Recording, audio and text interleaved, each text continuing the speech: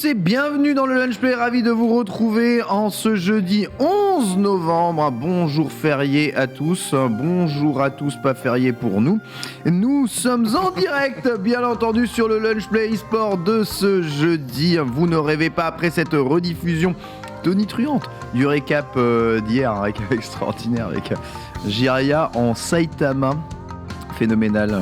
Où s'arrêtera-t-il? Où s'arrêtera les sub-goals du Z-Event? Je vous le demande, je suis réuni d'un parterre de travailleurs et travailleuses émérites aujourd'hui avec à ma gauche TPK. Bonjour à toutes et à tous, j'espère que vous allez bien, que vous pouvez vous reposer en ce jour férié, vous avez compris. Pas de repos pour les braves, je sais pas si on est spécifiquement braves, mais a priori pas de repos pour nous, c'est clair, mais en tout cas un plaisir de vous retrouver. Repos, ça sera ce week-end, ne vous en faites pas. Adibou, comment vas-tu? Ça va très bien, très content d'être là. C'est mon repas. Ah, t'as sorti le Chips Bounty, donc là on est sur du serious business quand même. Ouais, c'est de croire qu'effectivement une boulangerie allait être ouverte, et puis finalement non, mais un peu ouais. Mais ça va être très très bon, ça fait longtemps que j'ai pas mangé de Bounty, je suis très content de ce repas. Ouais, tu m'en diras des nouvelles, d'accord. Petite tier list évidemment des barres chocolatées. Je ne sais pas si le Bounty arrivera très très haut, malheureusement.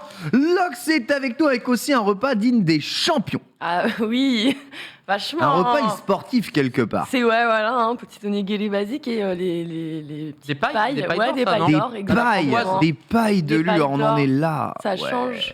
Je sais pas pourquoi j'ai acheté ça, on dirait que je suis en ce moment je suis retournée un petit peu dans l'enfance dès que je tombe sur des gâteaux. D'ailleurs, les Pindada Koken, Ken. Ah. Qu'est-ce que t'en as pensé, les Pindada Koken? C'était très bon, très très bon, merci. Sur une tier list des gâteaux, on les met haut quand même. Les petits gâteaux. C'est des pépitos mais en bout. Bah c'est ça, c'est des pépitos sur lesquels t'auras ajouté des cacahuètes en fait par-dessus le chocolat. Ouais, mais le chocolat est bon, le biscuit, le sablé est très bon. Non, en Hollande. Ah bah super. Je t'en ramène la prochaine fois? Ouais, j'ai défoncé toute la boîte moins de 24 heures avant, j'ai failli le signaler à Ken qui s'inquiète un petit peu pour... Tout va bien, ne mais ça va, on est toi, léger aujourd'hui. Je suis ton ami, je m'inquiète pour toi, c'est comme ça, c'est comme ça ce que font les amis. Vous êtes en train de faire la tier list évidemment des barres de chocolat avec une place du Bounty qui varie évidemment de S+ à bottom tier. C'est sérieusement incroyable. En fait, ce qui est fou avec la tier list, c'est que dès que tu demandes ton avis à quelqu'un, tout le monde donne son avis finalement. Et c'est ça qui est terrible. Foster est avec nous aujourd'hui aussi. Comment ça va, mon Foster? Écoute, j'en dans ce plateau en tant qu'homme en colère, homme déçu. Je suis un homme Comment également. Est-ce que vous là, tous autant que vous êtes, oui, bonjour. Lox mis à part, la semaine dernière quand j'étais pas là, vous m'en avez mis plein la tronche, hein. Vous pensez que j'avais pas eu Il y a que moi qui t'ai défendu. que toi et c'est pas vrai. Tous autant que vous étiez. J'étais même pas à ce post-là la semaine dernière. Ouais, c'est Ken Bagor qui a foutu les... Voilà. C'était Ken Bagor. Ken Bagor peut-être, je sais plus. Ken Bagor. Un scandale, une honte. Mais bon, cependant, j'arrive repu pour une fois dans ce lunch play et je suis assez content d'être là tout de même. Et toi, au moins, tu as mangé et ça fait plaisir au programme de ce lunch play, bien entendu. Qu'avez-vous maté ce week-end? Il y a un petit tournoi ce week-end, je ne sais pas si vous en avez entendu parler. Je pense qu'on va le débrief. Évidemment, l'actualité e-sport en quiz avec TPK. Chronique de Adibou. Le 100% français est-il un frein dans l'e-sport? Une chronique engagée. Ouais, tu vois, j'ai mis le t-shirt Vitality, histoire de, tu vois. Parce qu'on va évidemment beaucoup parler de Vitality. De nos joueurs. Nos joueurs ont du talent.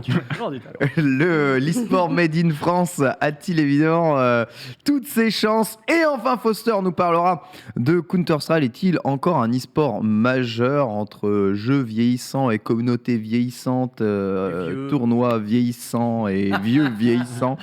Peut-on dire aujourd'hui que Counter-Strike est une grosse communauté qui joue beaucoup au jeu encore, ou un e-sport majeur sur la scène prendra évidemment. Tout ça, est-il trop tôt pour revenir évidemment en event, hein, c'est notre discussion de la semaine, notre dossier de la semaine qu'on aura évidemment probablement le temps de faire. On va commencer par le qu'est-ce que vous avez maté ce week-end avec toi Adibou, évidemment, parce qu'on va parler de l'événement de ce week-end tout de suite, hein, les deux pieds dedans, les Worlds de League of Legends, c'était la grande finale des Worlds, et toi tu as suivi ça de bout en bout. Ouais, effectivement, j'ai regardé toute la finale. Alors, je t'avoue que très content de dire que ça soit pas un 3-0. Très content. Dire, on s'attendait pas à ça quand même. Bah ouais, surtout que moi j'étais plus fervent supporter de la Corée, donc je vais pas spoil. Non. Ouais, si, j'étais plus. Mais moi je suis très Corée friendly, tu vois. Ouais, vas-y, on en reparlera après. Il y a eu combien au final ? Il y a eu 3-2. Oh, c'était pour une fois, on a fait un BO5 quoi. Ouais. C'est vraiment, j'ai pas le souvenir de la dernière fois, on n'a pas eu des Worlds expéditifs.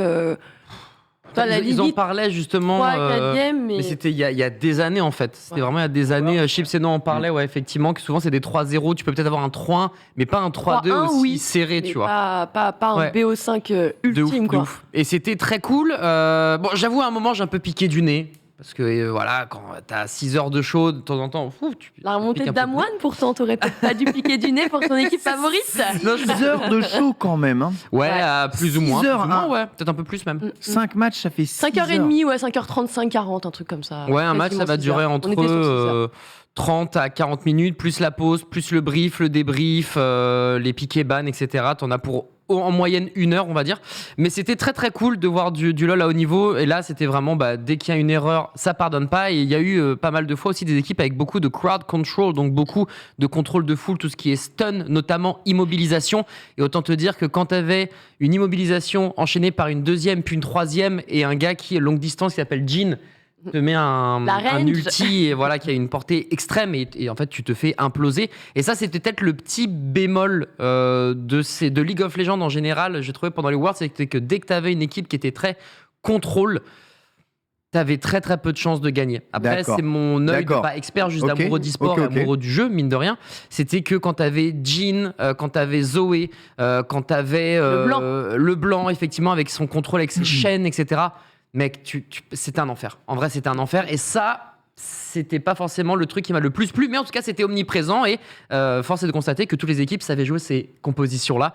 Donc voilà, mais in fine, c'est bien l'équipe chinoise qui l'emporte, Edward Gaming, qui gagne 3-2 son BO. Donc j'étais un peu triste parce que j'étais pour la Corée, mais c'était peut-être la plus belle finale qu'on ait pu Après, c'était une belle vengeance de leur part, on le rappelle, hein, l'année précédente, lorsque ça a eu lieu en Chine, c'est la Corée qui les a gagnés, qui a remporté les Worlds sur place. Donc c'est un petit peu la vengeance de à domicile, vous avez régné, mais en attendant, les tenants du titre, ça reste nous.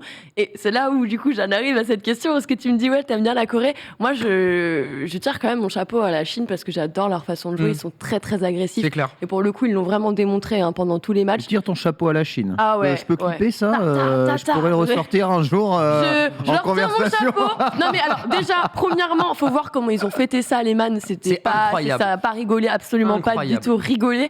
On a eu des tweets, franchement, moi j'ai bien rigolé. Mais surtout, ce que j'apprécie dans le jeu chinois, et franchement, forcément, ça a coûté assez cher à la Corée, c'est qu'ils ont un style très très agressif. Et quand tu regardes un petit peu la LPL, tu le vois très rapidement dès les débuts des matchs, dans les premières minutes, t'as les premiers first blood qui commencent à tomber.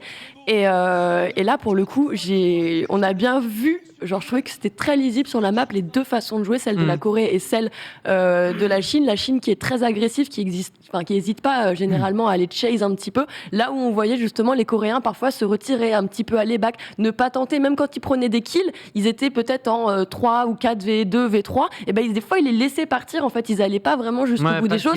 Ça fait la grosse différence quand même entre le mental, la façon de jouer, les mécaniques coréennes et celle de la Chine. Et du coup, j'avoue, c'est quand même du beau jeu d'avoir un jeu agressif, donc pour le coup, ils l'ont vraiment bien mérité cette victoire. Non, c'est sûr. Vous arrivez à jouer agressif avec des teams de contrôle ? En fait, il y a tellement de portée. En fait, tu vas avoir des personnages qui vont avoir de la portée et ou du contrôle longue distance, et puis tu as des personnages qui juste au corps à corps vont de keblo. Et en fait, dès que tu enchaînes un stun, Bah, le gars, là, le jean. Ah, mais tu voyais des POC. Il met une longue distance. Il leur mettait des POC, il finissait midlife, après il commençait à agresser derrière. T'as des séquences sur le Nashor qui sont magnifiques, vraiment. Genre, ça a été un beau régal, hein, vraiment, cette finale. Ouais. Même si on en a un petit peu parlé, nous, lundi, on est revenu sur l'opening cérémonie. Ouais. La cérémonie d'ouverture qui a un petit peu fait parler en bon et en mal. Donc, d'un côté, toute la hype avec Arcane qui fait plaisir. De l'autre côté, des fans qui sont pas habitués à voir ces ouvertures de cérémonie. Est-ce que c'était les Worlds de League of Legends ou les Worlds d'Arcane ? C'est un peu la question.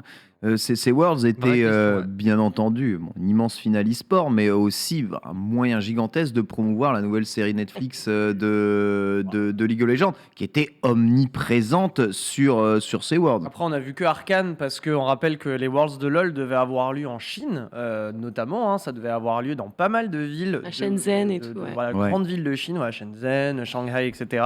Sauf qu'avec les contraintes Covid du gouvernement chinois, Riot Games a été forcé de trouver un nouveau terrain d'affrontement. Et qu'est-ce qu'on a sous la main l'Islande, vu que c'est là qu'on fait la plupart de nos événements en temps de Covid, donc on va là-bas. Et évidemment, vu que Riot Games font moins des finales e-sport qu'un vraiment un événement, un spectacle. C'est comme ça qu'ils conçoivent en fait leur plupart de finales de leurs jeux. C'est des spectacles à proprement parler. Et là, on s'est retrouvé avec un événement sans l'aspect spectacle. Parce qu'évidemment, en 2 mois de temps, monter une opening cérémonie comme ils l'ont fait sur les années précédentes, c'est pas possible.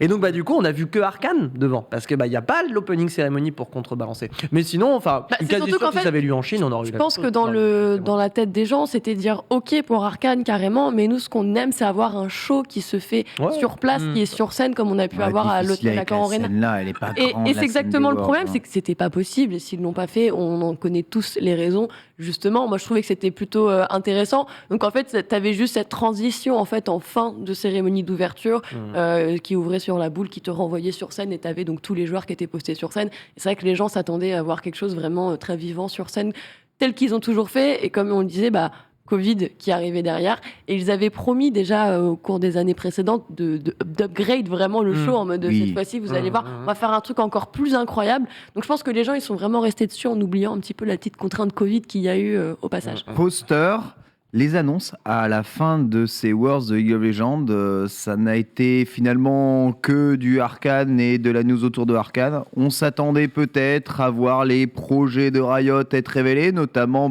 Project L, Project W, enfin ils en ont tellement des projets derrière. Rien. C'est décevant.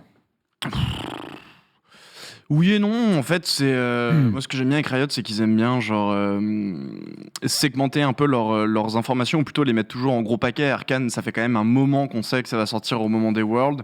C'est le dernier coup, c'est là où tous les fans de toute façon League of Legends regardent. C'est normal de mettre le coup d'appui sur le produit qui va sortir, Arcane. Sachant que qui dit fin des Worlds dit nouvelle saison, que ce soit pour le jeu de base, soit pour TFT aussi notamment par exemple, qui est sorti dans la foulée. Donc je pense qu'ils veulent pas non plus noyer toutes les personnes avec du nouveau contenu sur plein d'autres trucs. Par exemple, une news Valorant, ça aurait pas fait sens non plus à cet endroit-là.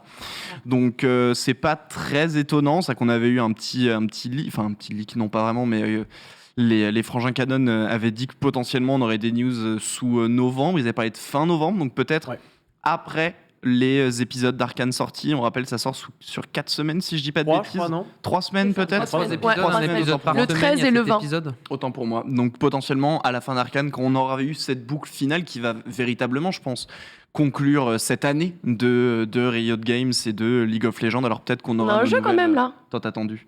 Extrax Mayhem. Ouais. Avec le runner. Ah oui, c'est vrai. Tu l'as pas vu? Oh non. Excuse-moi, mais c'est vrai que la licence League of Legends est prêtée maintenant à beaucoup de développeurs mais du coup ça sort sur PC et sur Switch et donc c'est un petit runner du nom d'Extrax Mayhem justement. Extrax Mayhem. Extec, oui. Extec. Moi j'ai dit Extrax. Ça arrive au meilleur. Extec. H-E-X-T-E. Le jeu anti-dyslexique, quoi. Ouais. Arcane qui fait un featuring avec PUBG mobile. Fortnite, Et Fortnite. Fortnite va aussi avoir Naruto dans pas longtemps. Et Among Us, tout à fait. Il y a plein de trucs. Et d'ailleurs, il y a ça, il y a même Epic Games qui maintenant a les jeux, Riot Games directement sur leurs clients. Donc tu peux aujourd'hui passer par Epic Games pour jouer à tes jeux Riot. Il y a vraiment énormément de choses. TPK, comme ça tous les achats tu gagnes des sous, non? Ouais. Oh, ça sous-entendrait que. Non, j'ai même pas encore de cas, je devrais y réfléchir, il y a un truc à faire. Mais ouais. T'as ça, il y a également le prochain, alors Ruin King, qui est donc fait par Airship Syndicate, qui est un studio que j'adore et qui avait signé Battle Chaser, c'est un jeu, une sorte de JRPG à l'occidental, entre guillemets. Pareil, qui alors a pas fait beaucoup parler de lui ces derniers temps. Il y avait eu quelques images et quelques nouvelles annonces les derniers mois, mais a priori Riot Games ont dit qu'ils reviendraient avant la fin de l'année sur Ruin King, enfin avant la fin du mois, pardon.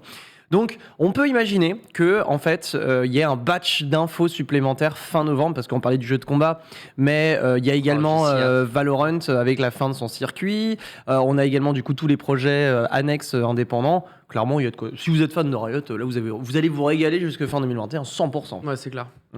Ok, donc c'est bien un runner rythmique incroyable, d'accord, super, génial. J'étais passé complètement à côté de ce jeu-là, formidable. Voilà, en tout cas, des Worlds qui ont quand même tenu pas mal de leurs promesses. Dommage qu'on n'ait pas pu avoir un grand stade, peut-être avec une grande fête, etc. Mais bon, c'est aussi bientôt. C'est aussi un peu les règles et le truc. Donc, on fait avec, on prend notre mal en passant. Rendez-vous l'année prochaine et peut-être fin novembre pour un peu plus d'annonces de la part de Riot. En attendant, Maté Arcane, c'est vraiment formidable comme c'est incroyable, comme série. Très très bien. Donc, tout amoureux de jeux vidéo, tout le monde, je pense, aimerait qu'ils connaissent pas. Parce que là, je pense que les joueurs de LoL sont pas forcément des amoureux du lore. Genre, j'ai pas le souvenir, même les podcasteurs qui disent ah oui, lui, le frère de machin qui fait une action. Et du coup, moi, en tout cas, à chaque fois que j'écoute, j'ai pas ce truc de comme les frères Shimada, tu vois, quand t'es sur Overwatch, quand t'as Hanzo Genji, c'est les frères Shimada qui sont sur le terrain. Et sur LoL, j'ai l'impression qu'on n'était pas forcément au courant, que c'était peut-être compliqué. Ah, si, quand même, entre Lucian, Senna et tout. Je trouve qu'il y a quand même des.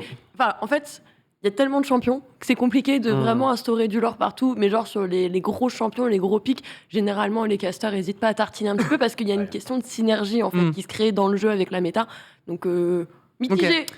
Ok. Moi j'avais pas ce sentiment. Mais... En fait, le lore de LoL, genre la première version du lore de LoL était vraiment nulle, tu vois. Genre c'était vraiment nul. Et un délire d'invocateurs. Vous vous souvenez le fameux délire des invocateurs? Ah oui. Ouais, c'était vraiment nul. Bien et sûr. Tu sens que ça a été gratté à la va-vite parce qu'il fallait justifier ça. Et genre ils ont à partir de c'était Thresh, Lucian, notamment. C'était vraiment le duo où ils ont dit allez, on va quand même embaucher des mecs qui savent écrire 2-3 trucs et on va refaire un peu les champions, pas tous, parce qu'il y a encore des champions. Vraiment leur lore est nul à chier, tu vois. Et je trouve que là ils font quand même pas mal d'efforts. Et genre ils sont en mode non monsieur et tout.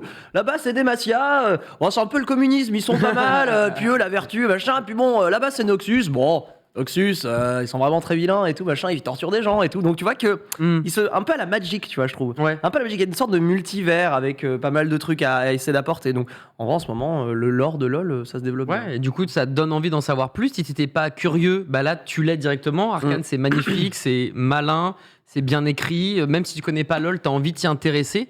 Et c'est cool. Et le lore, en vrai, c'est tous les gens qui aiment leurs jeux vidéo. Mais même si tu fais ça sur Rainbow Six, je suis sûr qu'il y a une myriade de trucs que tu peux faire super sympa. Donc je pense que tous les mecs qui aiment leurs jeux vidéo aimeraient avoir un Arcane. Littéralement. Structure. Arcane va dans la suite logique des choses, sachant qu'ils ont déjà sorti moult webtoons notamment, ou ce genre de choses justement pour parler de lore, etc. Donc en effet, c'est complètement juste dans la continuité. Bientôt, de toute façon, Riot Games au cinéma, quoi. Je vous rappelle qu'il y a les cinématiques de WoW qui sont quand même un excellent exemple aussi de mini-séries limite un temps parfois elles sont longues. Apparemment c'est sur les rails. Ils développent le lore et sur Overwatch aussi, ça semble peut-être être sur Overwatch.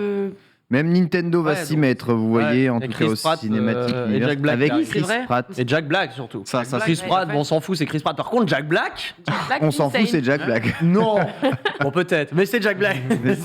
Tout à fait, voilà, en tout cas pour les Worlds, on enchaîne avec toi TPK, puisque tu es allé du côté de Stockholm ce week-end. Ouais, alors bon, je suis resté chez WAM, évidemment, mais par contre, j'ai regardé le Major de Counter-Strike. Alors bon, dire ce week-end, c'est un peu faux. C'était dimanche. Oui, mais enfin, tu vois, j'ai regardé un peu toute la semaine parce que c'était toute la semaine. Oui, mais la finale, c'était dimanche, c'était le lendemain des Worlds, quoi. Effectivement. Et ça, je trouve que, tu vois, on était quand même raccord en termes de date et que Valve a quand même bien joué son coup vis-à-vis de la date de sa finale et que, bon, c'était chouette. T'imagines, ça tombait en face des Worlds de League of Legends. Ouais, après, Ouais, tu vois, je pense que le public. Enfin, bref, c'est un autre sujet, mais je pense que le public CS, on a plus ou moins. Oui, non, mais ils s'en foutent. Mais c'est plus, par exemple, pour moi, ça m'aurait fait chier. Genre, je regarde les deux. Je me serais dit, ouais, mais bon, quand c'est une finale de World, t'as envie d'être dedans. Quand c'est une finale comme ça d'un major, en plus, première fois qu'on avait encore du public, mais qu'est-ce que ça a fait du bien. De ouf. C'était vraiment incroyable. C'était vraiment chouette. Ça faisait donc de fait, tu l'as dit, 2 ans qu'on n'avait pas eu de major sur Counter-Strike. C'est, tu vois, avec il y a eu, parce qu'entre deux, dans les 2 ans, vous allez me dire, oui, mais 2 ans, qu'est-ce qui s'est passé pour Counter-Strike ? Et il y a eu la sortie d'un certain Valorant, mine de rien, c'était en 2020, souvenez-vous. Et Valorant devait, on va dire, ponctionner un petit peu de la scène CS et prendre du viewership, prendre des partenaires, etc. Que nenni, ce major était une réussite en tout point pour les joueurs, les équipes, pour le public sur place, tu le disais. Je crois que c'était 16 000 places de mémoire qui a été prise là-bas directement à Stockholm. La victoire de Navi face à G2, vraiment aucune chance. Bref, c'était absolument délicieux à mater. Et moi, je trouve que c'est... franchement... Counter-Strike. Aucune chance, mais elles ont l'air vachement proches les deux équipes. Ouais, non, ça a été chaud quand même pour le G2. Ouais, mais oui, d'accord, ok. Il y a quand même eu pendant un bon moment, ça faisait 13, 14, 15. C'était serré, ils ont failli faire une petite remontada où ça se serait vraiment joué touchy. Ouais. Maintenant, on va pas se mentir, Electronic, Beat et Simple, genre juste des monstres, mais un truc de fou. C'est juste fou. Donc voilà, moi je suis très content, mais on va en reparler de façon de Counter-Strike. Donc voilà, moi j'ai maté le Major de CS et c'était délicieux. Tout simplement. Le Major de CS, c'est ton cas aussi, Foster. Moi j'ai regardé que le tout dernier round malheureusement parce que moi je matais autre chose. Allez. Je commentais autre chose, je commentais les finales du circuit européen online de Super Smash Bros Melee. Mais non. Oui. Non. Quelle surprise. Du Smash. Tant que je suis sur ce plateau, vous allez manger du Melee. Oui. Et du coup, c'était les finales donc, du circuit européen, donc c'était chouette, c'était un événement communautaire à bien des égards. Et du coup, ça a été un circuit qui a été fait sur toute l'année. Chaque mois, c'était un pays qui organisait son propre tournoi. On avait enfin ces finales où du coup, on avait un tournoi, les Crew Battle, donc avec pays contre pays, du 2 contre 2 et du 1v1. Chaque jour, sa propre discipline. On avait du coup 16 joueurs invités pour le 1v1. Là, vous avez le dernier match de la finale. Et écoutez, on a eu 2 petits Français dans le top 16. Bon, malheureusement, il y en a un qui a fait 0-2 et l'autre quand même, il a fait une bonne perf en upsetant quelques joueurs, donc c'est assez prometteur pour la suite. Cependant, c'est bel et bien Pipsqueak qui va l'emporter, le jeune Suédois. Pas de Leffen participant au tournoi, il n'a pas fait assez d'étapes qualificatives. À noter que le vainqueur partait avec un billet vers le Summit 13, si je ne m'abuse. Ah oui, c'est vrai. Donc c'est plutôt pas dégueulasse. Combien de summits par an, bon sang? Beaucoup. 2 à peu près. Ouais. Là, il y a le 12 et le 13 qui vont se faire très prochainement. Le 12, je crois, à la fin de l'année, et le 13, année prochaine. Pardon. Ok. Et à la fois, c'est chouette parce que du coup, on envoie un joueur européen vers un pays, vers l'invitationnel super coté américain. À la fois, je vous cache pas, moi, ça me fout la mort parce que on a un circuit. Non, mais franchement, on a un circuit. Aujourd'hui, t'es chiffon, hein. Ah non, mais c'est un circuit, ça dure 1 an, ok. On a 1 an de circuit avec des compétitions, bon, tout online, ok. Le mec, il part avec quoi? Un ticket pour aller aux États-Unis. Exceptionnel. Exceptionnel. Ça montre à quel point, en fait, l'Europe est juste. On s'en fout de l'Europe et à quel point, malheureusement, la scène de Super Smash Bros, notamment mêlée en Europe, est regardée complètement de côté et on n'en a rien à faire parce que sur un circuit de 1 an, le mec part avec un ticket pour un invitationnel aux États-Unis. Dommage, hein. Et c'est le Saint Graal. Je veux tout casser. C'est à l'ancienne. Hein. Alors qu'on a 2 Il y a champions 20 ans, d'évo chez c'était nous. ça aussi. Hein. Il y a 20 ans? Il y a 20 ans, c'était comme ça. Ouais, Tu repartais avec un quoi. billet. Ouais, mais justement, ça a fou, hein. un petit peu évolué. Je suis d'avis avec toi, complètement Foster, je trouve ça scandaleux, mais moi ça me saoule. Enfin, tu vois, genre quand t'as un gros titre, et là on parle de Ultimate, on te dit, ouah, le plus gros cash prize de l'histoire sur Smash, 140 000 $, tu vois. Voilà, genre, ça fait le même effet. Genre, Vous savez, je crois qu'aujourd'hui, au Capcom Pro Tour, dans les phases en ligne, quand tu gagnes, tu remportes que ton ticket pour les États-Unis, oui, en fait, ça, pour quoi. la finale. Pour la finale, c'est pété. Il n'y a pas d'argent, je T'as crois, abusé. dans ces Je crois que t'as un phases de minimum de qualif. cash price, il me semble. Genre 10 Ah balles. ouais, bah, ça doit pas être grand-chose parce que les tournois sont gratuits, il me semble. Les inscriptions sont pas payantes. Non, c'est Pour gratos. ces tournois online, donc à mon avis, ça doit pas être des masses. Donc ouais, 2021 et tu gagnes gagnent des qualifications pour un autre tournoi, quoi. En gros, c'est ça. Ouais, je sais, me regardez pas comme ça. Je vois Alex Okolo qui dit repartir avec un petit panier garni. Bah ouais, déjà ça, au moins rien que ça. C'est le Stunfest. Le Stunfest, il donne des paniers garnis. Un bouquet de fleurs aussi. La Haute-Savoie. En Haute-Savoie, ouais. On est tournoi en Haute-Savoie, à Thonon. Tu fais ton tournoi à Thonon-les-Bains de Guilty, tu repars avec ton panier garni. Mais le truc, c'est que tu vois, tout ça, c'est des tournois, c'est des initiatives locales. Tu comprends que tu reçoives, voilà, exactement, des trucs relativement modestes. Mais quand c'est des tournois à portée internationale et que c'est ça le prix juste derrière, après le truc c'est que tu te poses des questions. Après c'est vrai que dans le cas de mêlée ici et circuit, ça reste quelque chose qui est bénévole. C'est chaque le fameux panier garni. Voilà. Mais c'est chaque pays du coup qui a fait son truc un peu dans son coin avec un semblant de rassemblement. Mais c'est vrai que je trouve ça un peu triste, je trouve ça un peu dommage que justement on va dire ce rassemblement de travail commun au niveau de l'Europe n'ait pas réussi à atteindre plus. Il y a un manque de reconnaissance. Ouais, je suis assez d'accord. Ouais, dans quelques e-sports comme ça, l'Europe est mise de côté, quoi. On préfère la Chine, les États-Unis, puis l'Europe jouer avec leur caca, puis c'est très bien. Jouer avec leur caca. Ouais, un peu. Par contre, ce qui est ouf, c'est qu'à chaque fois que vous parlez de Smash, vous dites toujours les petits jeunes. J'ai l'impression que cette scène, elle se renouvelle constamment. C'est un truc de fou. C'est une scène très jeune. Smash, t'as 22 ans, t'es déjà globalement sur la retraite. C'est vrai que 22 ans, c'est assez vieux, tu vois. Alors, en vrai, c'est vrai que maintenant que j'y pense, très jeune. Moi, j'ai l'impression qu'à chaque fois, vous dites il y a des nouvelles recrues, de nouvelles pépites. Alors, j'ai l'impression que c'est aujourd'hui, tu veux jouer à Melee. Il y a des anciens dead, aussi. Ouais, il y a des tueurs, c'est sûr. Mais là, celui qui a gagné, c'est un gars que vous connaissiez pas forcément, en fait. Pipsqueak, pour le coup, ça fait un moment qu'il fait des tournois, mais ça reste un mec qui est relativement jeune. Je crois qu'il a dû commencer dans les alentours de 2013, un truc dans le genre, donc ça commence déjà à dater, évidemment, tu vois. Je crois que c'était un Dog Kids, comme on les appelle. Mais je prends par exemple aujourd'hui sur l'Air Sleepy, on a plein de potes qui se sont mis à Smash Bros parce que tiens, on peut jouer en ligne maintenant. Ouais, en ligne. C'est génial sur Rollback Netcode, ça fonctionne au top. Et les mecs prennent du niveau, ils font leur petit tournoi tranquille. Donc au final, voici du renouvellement, pardon. Il y en a clairement, ouais. Ok. Impeccable. Eh bien, écoutez, voilà, on reparlera évidemment aussi, notamment de Counter-Strike dans ce dossier et qui sait peut-être de l'avenir des jeux de combat un jour dans d'autres dossiers. Si je peux me permettre, il y a Gluto qui est actuellement aux États-Unis. Il est parti aux États-unis pour un tournoi qui s'appelle le Main Stage. Donc, il va représenter la France et l'Europe. Justement, on parle des Américains qui. Donc, Gluto est bien arrivé a priori. Donc, il va faire un gros tournoi. Donc, si vous êtes curieux de suivre ces péripéties là-bas, de toute façon, nous, on va tout mater parce que c'est le bro qui est aux États-Unis. Va falloir casser la gueule à ces cons. Il va falloir performer, évidemment. Quant à moi, j'ai pas eu énormément l'occasion de mater de l'e-sport ce week-end, ayant été un peu occupé sur la route à ne pas mourir congelé.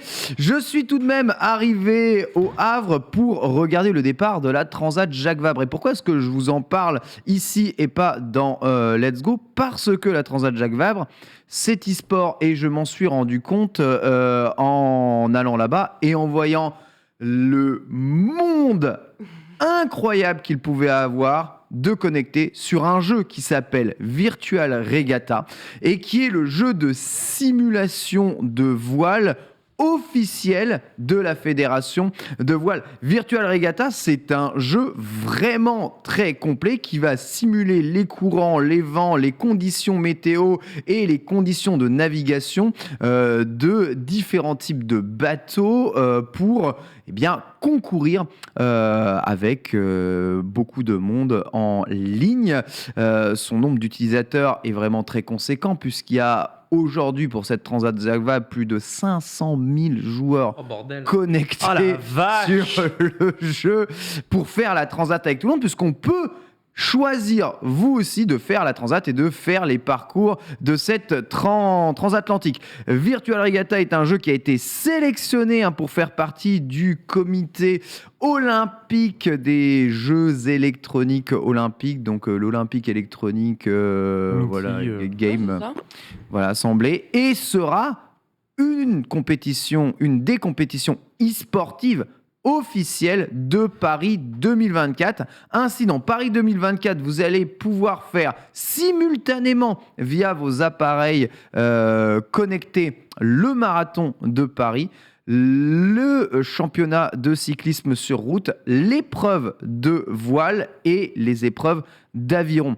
Et au sein même des Jeux Olympiques, eh bien, vous allez avoir une discipline pour les athlètes prédéfinie. Donc, tu as les amateurs qui peuvent faire en même temps que les athlètes et tu as les athlètes qui, eux, peuvent s'affronter sur à la fois Virtual Regatta, à la fois Zwift, à la fois le jeu de rameur dont j'ai complètement oublié le nom. Voilà, une annonce qui a été, on va dire, accueillie mi-figue, mi-raisin par, on va dire, à la fois la communauté olympique et aussi la communauté e-sportive qui ne comprend pas trop pourquoi est-ce qu'on ne met pas plus les jeux vidéo e-sportifs numéro 1 en avant. Mais les Jeux Olympiques veulent garder l'aspect sportif on va dire, au sein sport, athlétisme du terme. Ce qu'on faisait en 2010. Quoi. Ouais, le truc, c'est que Virtual Regatta ne demande absolument aucune compétence athlétique, ce qui est totalement différent de la voile. La voile, il faut être un athlète de ouf pour faire ce qu'ils font là. C'est un truc de malade. Je rappelle que les mecs, pour faire une transat, donc c'est à peu près 14 jours de voyage, ils sont 2. Et ils doivent, pour garder le bateau à 99% de ses capacités, ils doivent tous les 2 heures faire des micro-siestes en relais de 15 minutes. Donc c'est ça leur sommeil. C'est 2 heures d'activité, 15 minutes de sommeil. 2 heures d'activité, 15 minutes de sommeil en relais avec leur binôme. Ouais. Et souvent éveillés quand il s'agit de faire des grosses manœuvres importantes. C'est ultra physique, remonter tous les cordages, les machins, les voiles, faire les changements. C'est un truc, faut des bras gigantesques. C'est un peu terminé, en tout cas, la voile, la navigation à la bonne franquette, One Piece style. Là, tu les vois, je les ai vus, ceux qui ont les plus gros bateaux, là, les Ultimates, c'est tous, ils sont méga fit, ultra baraque. Les gars, on sent c'est hygiène de vie maximale. Voilà, si vous voulez voir à quoi ressemble Virtual Regatta, j'ai le jeu là actuellement sur le. C'est ça que tu fais pendant les émissions. Non, pas du tout.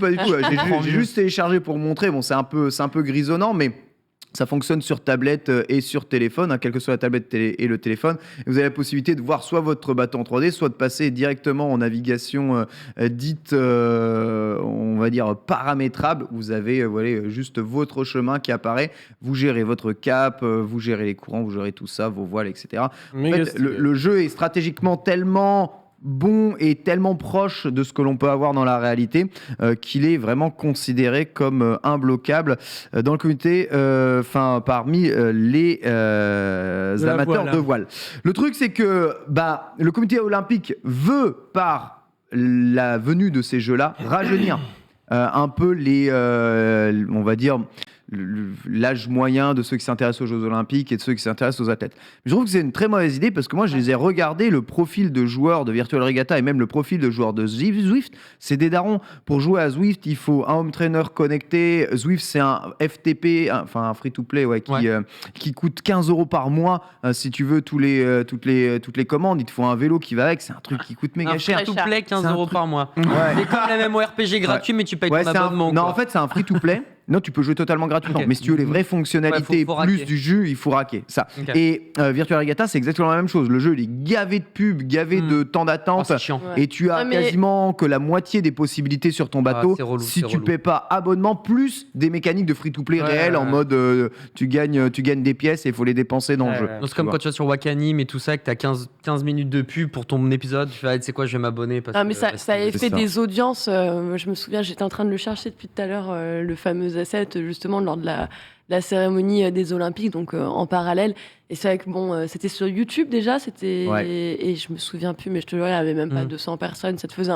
Ça faisait un peu mal parce que tu dis c'est dommage parce que tu vois, t'as envie de voir, mais comme tu le dis, je pense que la cible elle est beaucoup trop âgée. Ce choix, il est hyper discutable. Sincèrement, on en a fait beaucoup des free-to-play, tout ça ensemble. Tu vois, on travaille dans le jeu vidéo depuis longtemps. Je vous assure que les interfaces, que ce soit de Zwift, que ce soit de Virtual Regatta et de tous les jeux comme ça, ces interfaces de yeuf de ouf, on dirait Le Bon Coin. C'est des vieilles interfaces de free-to-play des années pour pas te perdre. Mais oui, mais alors évidemment, ça plaît à un très grand public. Ils sont là, c'est incroyable. On perd pas, on est vraiment dans le truc, mais c'est à des années-lumière d'un code mobile, d'un League of Legends sur téléphone ou des trucs comme ça, à des années-lumière en termes d'interface et de bonheur de prise en main. Donc pour moi, l'objectif de rajeunir la cible avec ces disciplines-là, elle n'est pas du tout obtenue. Ça se saurait. Hein. Ouais. Ça se saurait si le comité olympique avait la moindre idée de comment il fallait faire. Mais c'est ça le problème. C'est un peu ça le problème. Il y a plein de gens aucune compétents. idée. Pourquoi ne pas aller chercher ces gens-là, même les Nico Besson, toute la après, clique, Nico, il est très, Nico, il très, relaie, au-devant. il analyse. Bien sûr, il est C'est très par au-devant. lui justement que j'avais. En fait, personne l'écoute, ce mec, c'est pas possible. C'est incroyable. En fait, alors en fait, je pense qu'on l'écoute. Malheureusement, ce n'est pas le décisionnaire. Et malheureusement, comme Nico ne peut pas aller trancher et choisir et mettre en place tout ce qu'il veut. Des décideurs. Après, tu vois, Nico, il dit que, quand il en parle justement de ses allers-retours avec le comité olympique, il met en avant qu'ils sont absolument volontaires.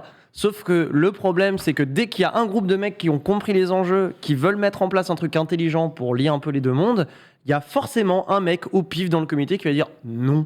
Pourquoi ? Parce que t'as un pouvoir de veto exceptionnel qui fait que Et puis surtout, tout est bloqué, tout un est mec gelé. au pif dans le comité, mais c'est celui-là qui est tout en haut de la pyramide aussi. Un mec qui est Genre, comme par hasard. Le mec qui mange des raisins allongés sur la L'autre carpette. chose qui aide bien ces jeux-là, ce sont des jeux qui ont réussi à se rapprocher des fédérations. Donc elles sont très proches des fédérations. Aujourd'hui, officiellement, tout est vraiment lié. Là, si tu veux vraiment, là, tu peux faire ta Transat Jacques Vabre toi-même sur Virtual Regatta. En fait, tu commences avec tout le monde en même temps que ceux qui étaient partis dimanche, et let's go, tous les jours tu te connectes, tu refais tes caps, tu changes des trucs en fonction des courants et machin. Ça marche trop bien, et pendant 14 jours tu vis aussi une aventure sans te mouiller et sans bouger de chez toi.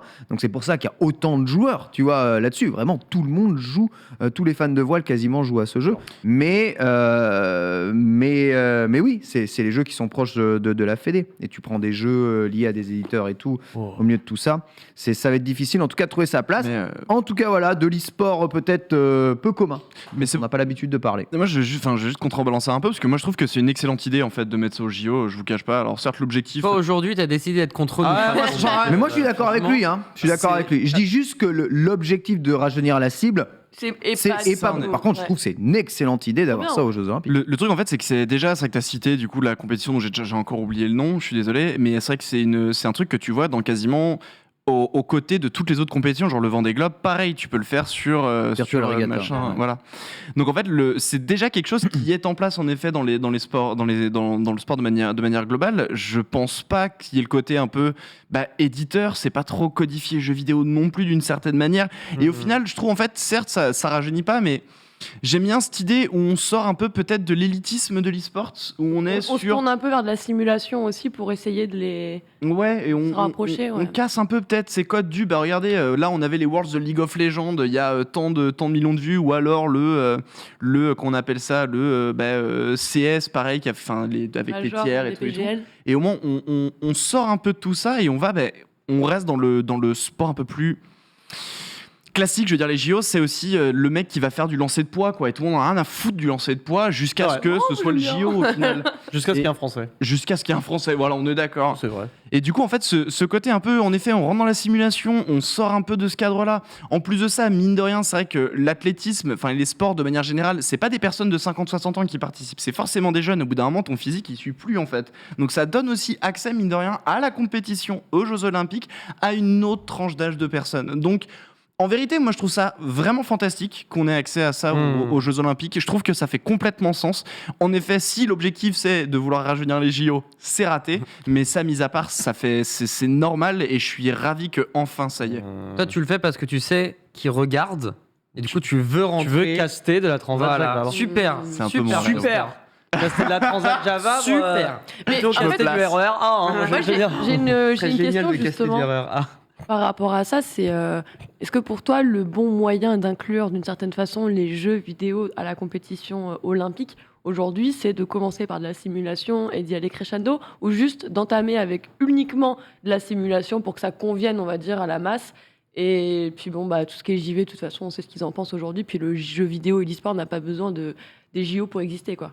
Je pense pas qu'il y ait bonne réponse. S'il y avait une bonne réponse, je pense qu'on l'aurait déjà trouvé. Les personnes arrivent quand même à se mettre d'accord là-dessus. C'est faux. Il y a eu un test. Certes. Il y avait un test qui avait été fait avec Rocket League et Street Fighter, si je dis pas de bêtises. Ouais. Avec un sponsor Intel derrière. Avec Intel, c'était en Exactement. marge, ouais, c'était en marge. Ça, Bien sûr.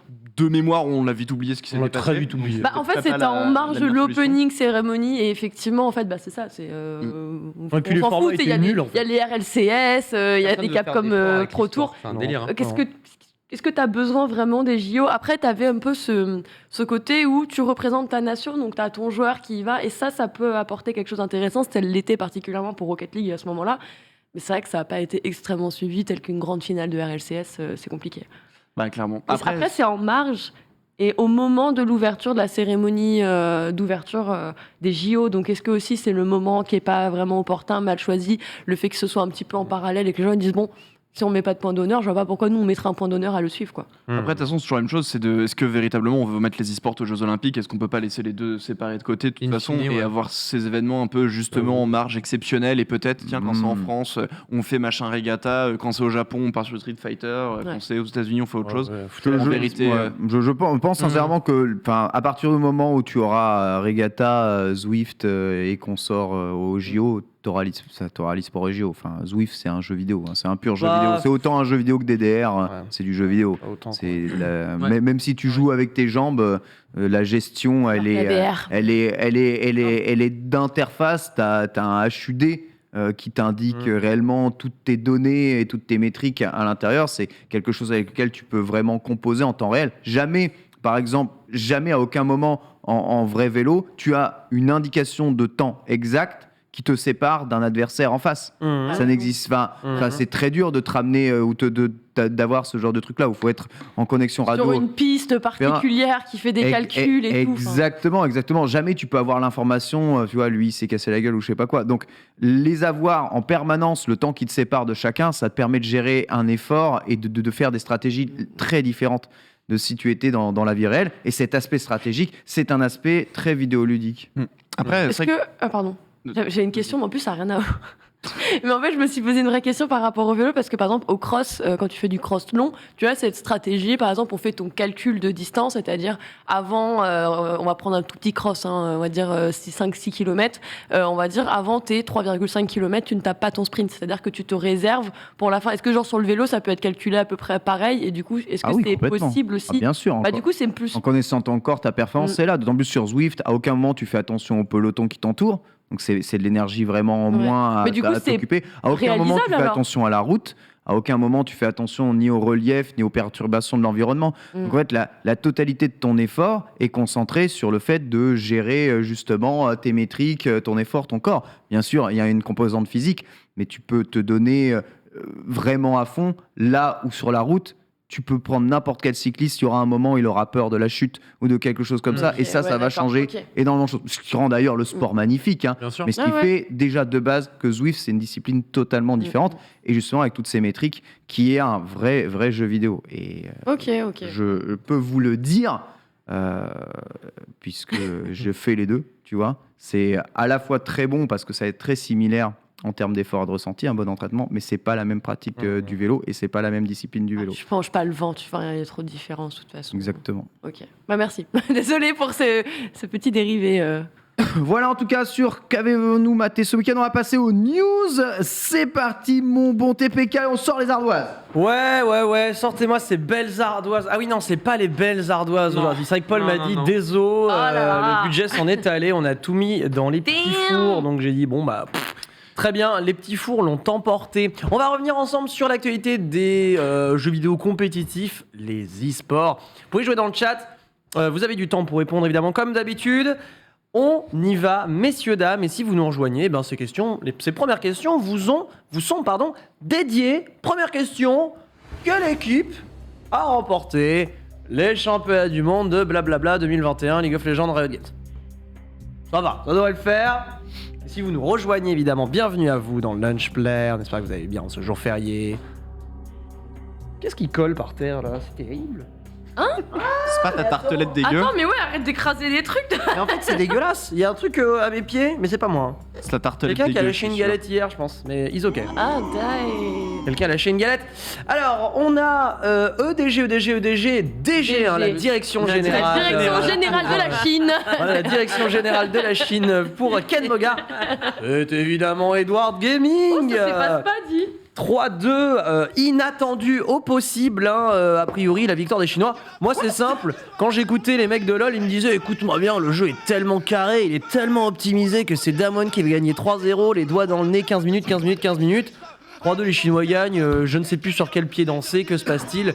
Bref, la Chine est en liesse, hein, puisqu'on a pu constater que tout le pays entier avait festoyé après cette victoire, bref.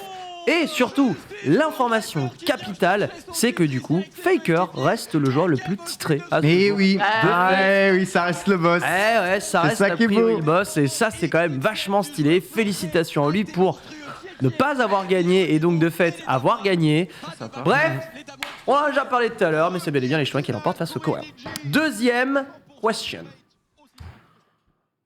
Quelle équipe a remporté mais non. le Major PGL Stockholm sur Counter-Strike ce week-end? Quelle équipe a remporté le Major sur Counter-Strike? On a la petite musique? Ah, c'est le nom de mon chat, c'est trop C'est facile. le nom de ton chat, hein, c'est vrai. C'est vrai que c'est le nom de ton chat. Très belle petite musique. On vous laisse répondre. On vous laisse répondre également dans le chat. Mais vous nous proposez In the Navy. déjà fait, mais je l'aime C'est vrai que tu avais fait la semaine dernière, je l'aime beaucoup. Navi, Simple, MVP, Navi et Navi. Effectivement, c'est bel et bien Autriche. Navi qui l'emporte face à G2. Donc du coup, premier Major, c'est-à-dire Désolé pour premier nous tournoi Français, on vous Eh ouais. aime. Et ouais, hein, malheureusement J2 Mais attends, ne l'a pas le fait. premier major de Simple, ça fait trop plaisir en vrai. Ouais. Genre, je suis trop heureuse pour lui. Il y a des C'est joueurs français chez G2 Ouais, il y a Ouais, Amanek Ameko, et Jax. ouais, et, Ameko, Amanek et Jax, ouais. Il manque, Ok. ouais, c'est ça.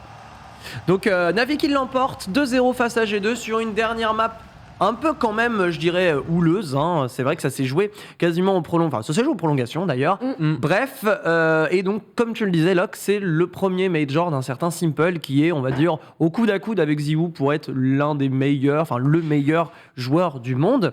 Voilà, donc ma foi, eh bien félicitations à eux. Mais justement, en parlant de Counter-Strike, nouveau record de pic de viewers pour ce Major, c'est un nouveau record. Mais quel est-il? Indice, le dernier record était à 1,3 million de viewers. À votre avis, là si je vous donne un juste prix, si je vous demande un juste prix, quel est le record de pic de viewers?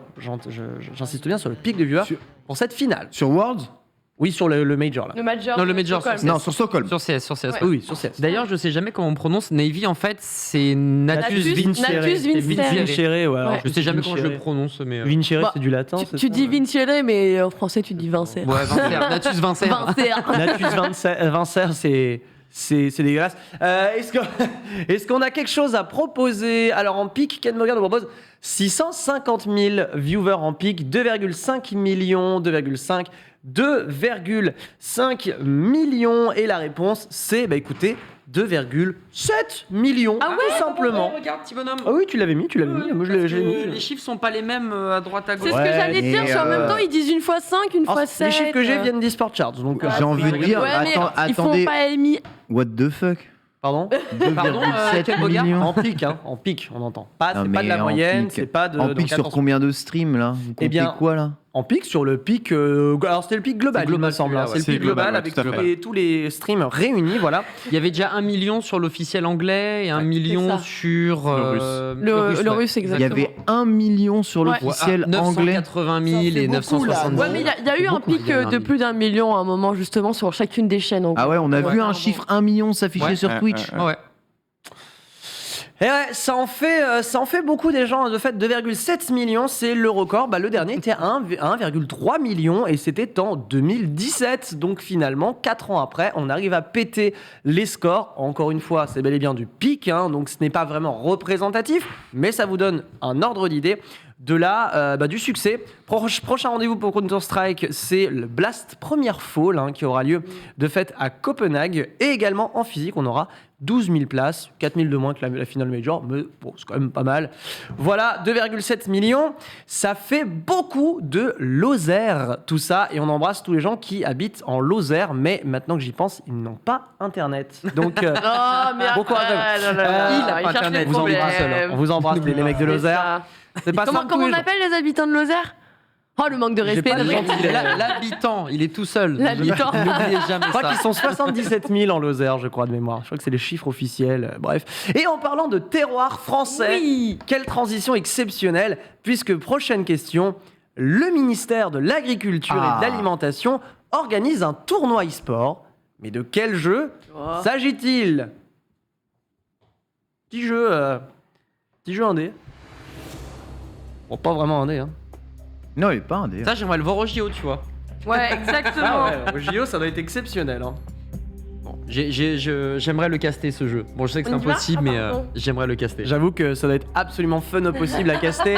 Pas mal. Farming Simulator, avec le petit La petite râtelier, fourche, bien la petite sûr. fourche, voilà. Ça, Farming Simulator, panier repas et Farming Sim. Et effectivement, c'est un tournoi Farming Simulator. Hashtag entrepreneurs du vivant. Ce sont des équipes de 3 qui vont s'affronter avec des qualifications le 27-28 novembre, mais surtout une grande finale le 6 décembre sur le stream. Ken Bogart, tu seras. Et au casse. c'est moi qui casterai Arrête, ça. trop bien. Eh ouais, Let's c'est pour go. ça, Dibou, quand t'as dit ça, moi je vais caster. Oh la chance. ma Est-ce qu'on gueule. a le droit de te restream Hein Est-ce qu'on a le droit de te restream Bah si vous voulez, ouais, avec Attends, plaisir. incroyable. Exceptionnel. Quel job de rêve. Ah, moi, je suis Viewing en- party. Hein. Je suis en plein dans mon cœur de cible là. Ah, c'est génial. C'est vrai ça. La C'est de la jalousie s'empare comp- de moi. C'est de la compétition, je suis au bois, voilà, j'ai grandi dans les fermes, farming sim. Avec t'es un peu un homme de la campagne. Si, si, Ah moi je si. suis en campagne. À l'Arena Webedia. Oh, je veux y assister.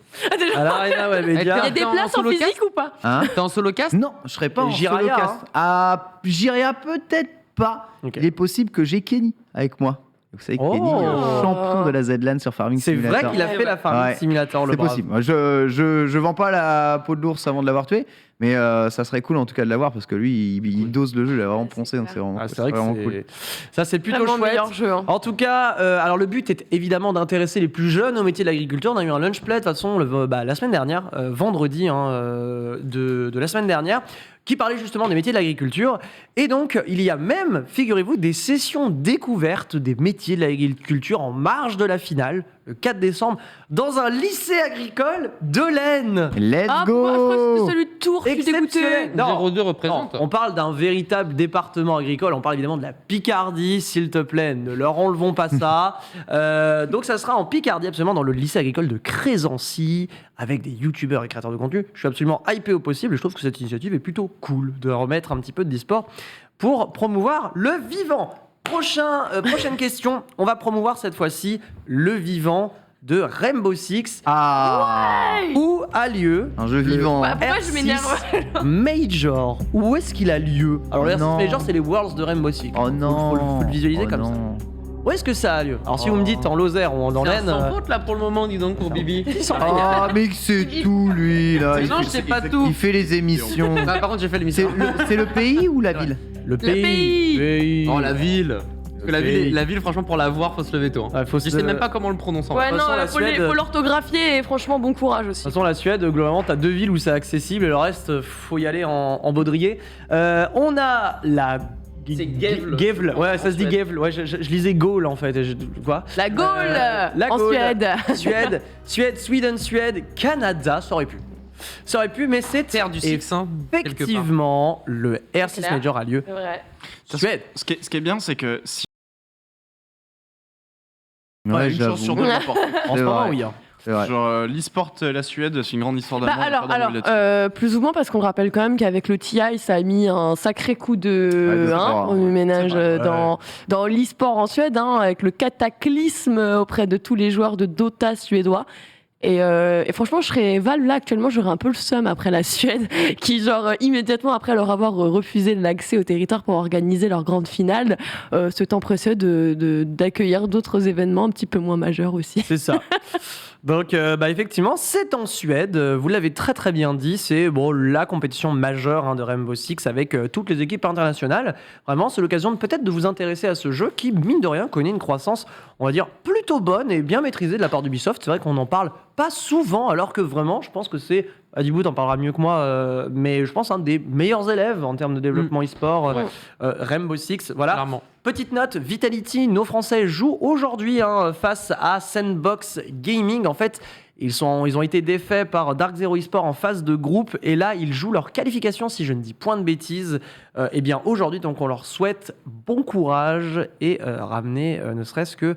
je ne vais pas dire la coupe tout de suite, mais au moins ramener le bracket d'après à la maison. Et il y a une deuxième équipe FR au pire, Helvet, mais t'as BDS aussi qui cartonne tout, LM 2 matchs, 2 fois MVP. Donc voilà. Au pire, si Vita passe pas, on n'espère pas, t'as quand même BDS qui peut ramener des belles couleurs à la France, même si les Brésiliens, comme d'hab, ils sont surarmés. Trop fort.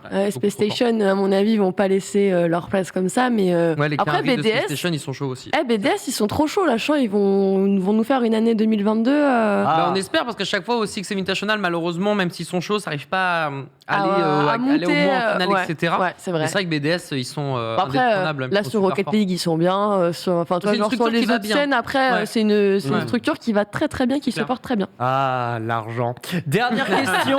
La Suisse, tu veux dire, bien sûr. L'argent. Vrai ou faux? Riot Games serait en négociation avec le comité olympique pour faire de League of Legends une discipline olympique officielle. Est-ce vrai ou faux? C'est là où se joue les mots.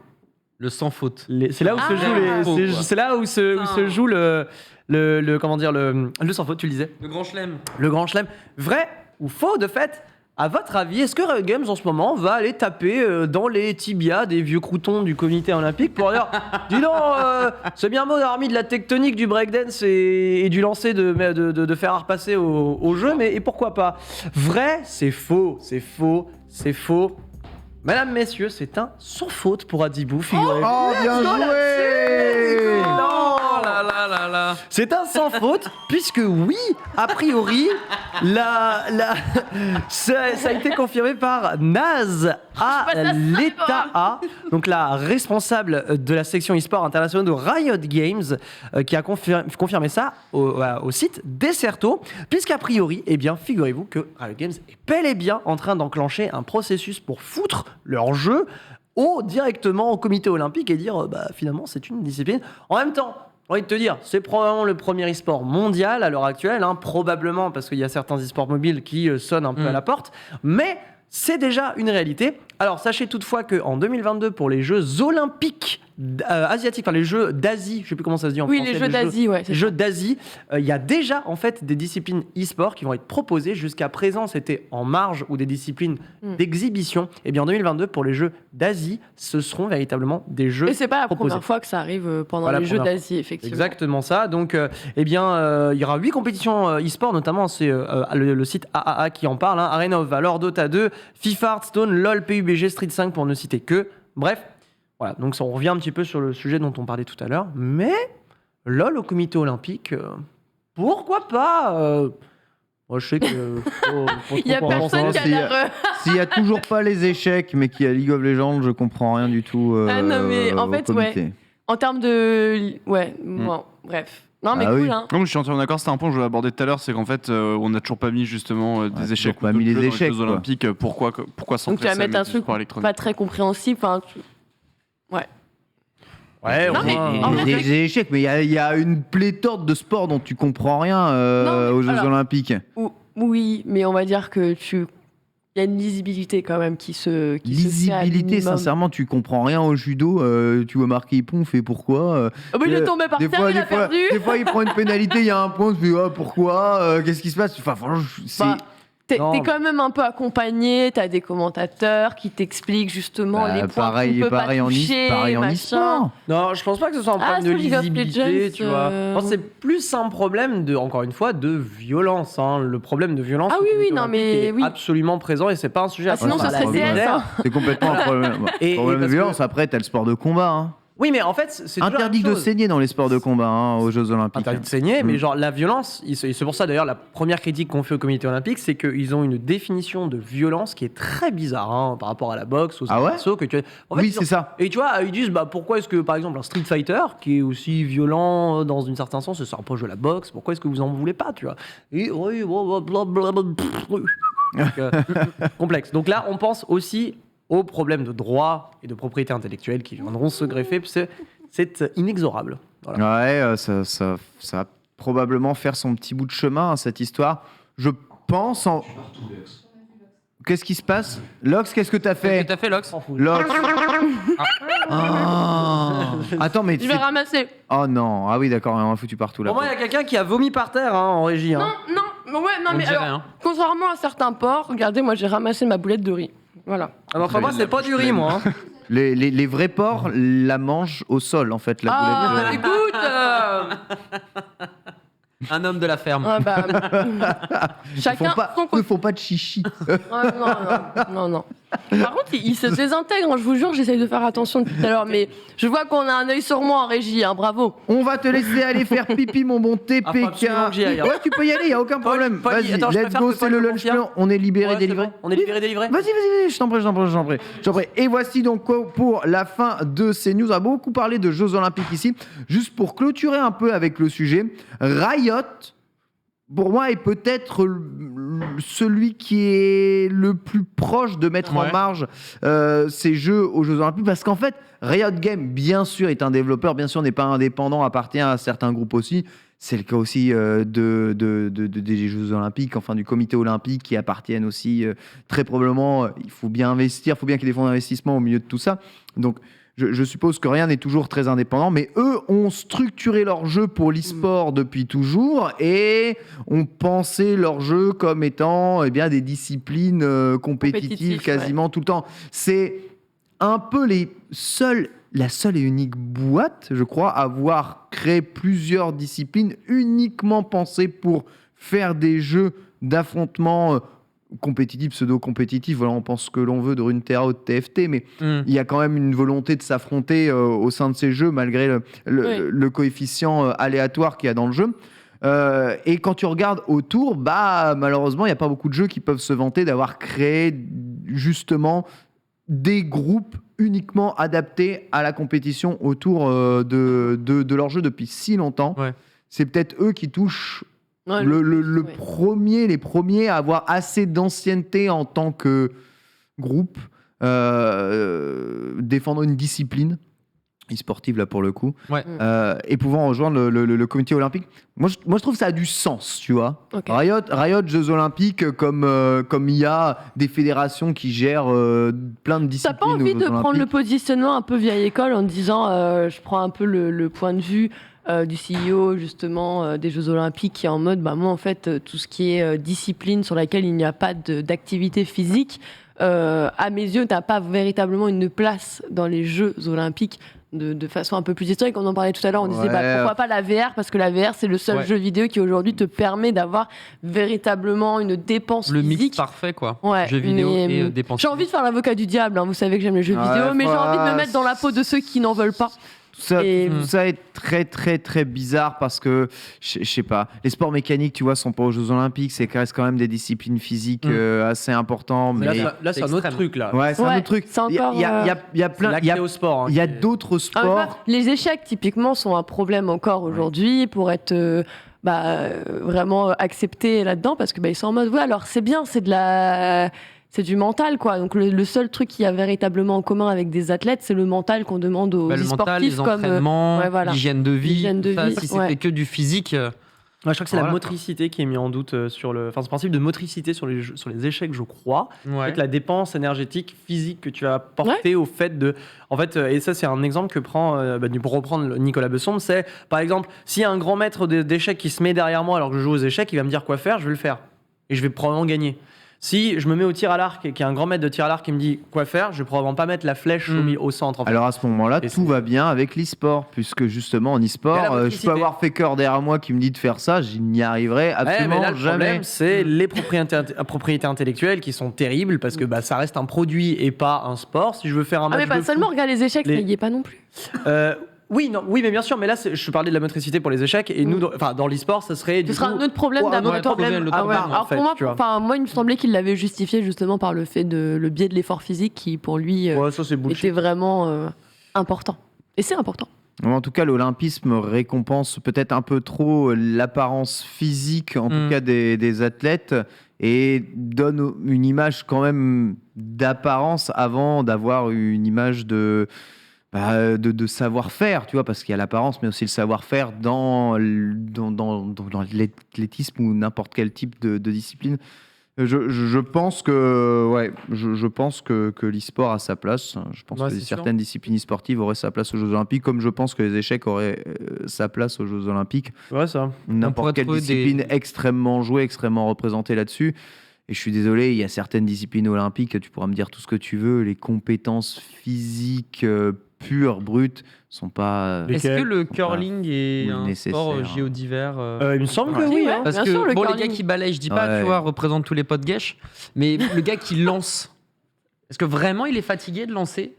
En ce que je veux vrai, dire C'est trop technique. le curling c'est trop Non, mais bien. c'est technique, mais c'est peut-être pas aussi physique que ce qui est imposé quand tu fais du lancer Bah, du du poids coup, et tout si, ça, c'est tu vois. physique tout Genre, de je veux même, bien hein. que le mec soit gainé, mais est-ce qu'il est vraiment Bah non, parce que fatigué de son regarde, lancer, tu vois, physiquement, c'est je suis pas le sûr. résultat de ta force. C'est en fonction de comment toi tu vas l'envoyer aussi. Qui Oui, va mais t'envoies importer. jamais Du coup, comme tu lances du- du poids, tu vois ce que je veux Non, dire? alors c'est pas le but, mais le but c'est de franchir ces fameux. Ouais, les paliers. Ouais, les paliers.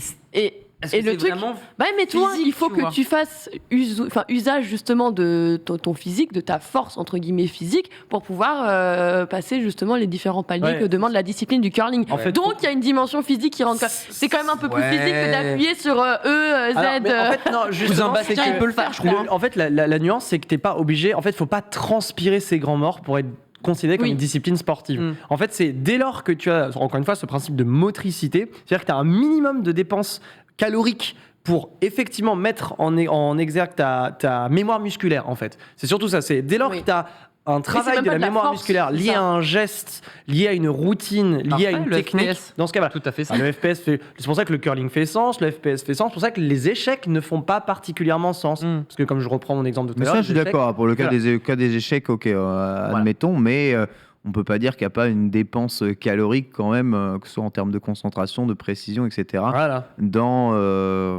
Surtout dans la pratique du FPS, Ah, les jeux, notamment Bien sûr. dans la pratique du FPS. On sait tous qu'à League of Legends, il y a juste que 3 boutons appuyés et puis le reste du temps on attend. Mais C'est ça. c'est Ah, de temps en temps, Littéralement. dans l'FPS, il faut quand même un peu de dextérité, quoi.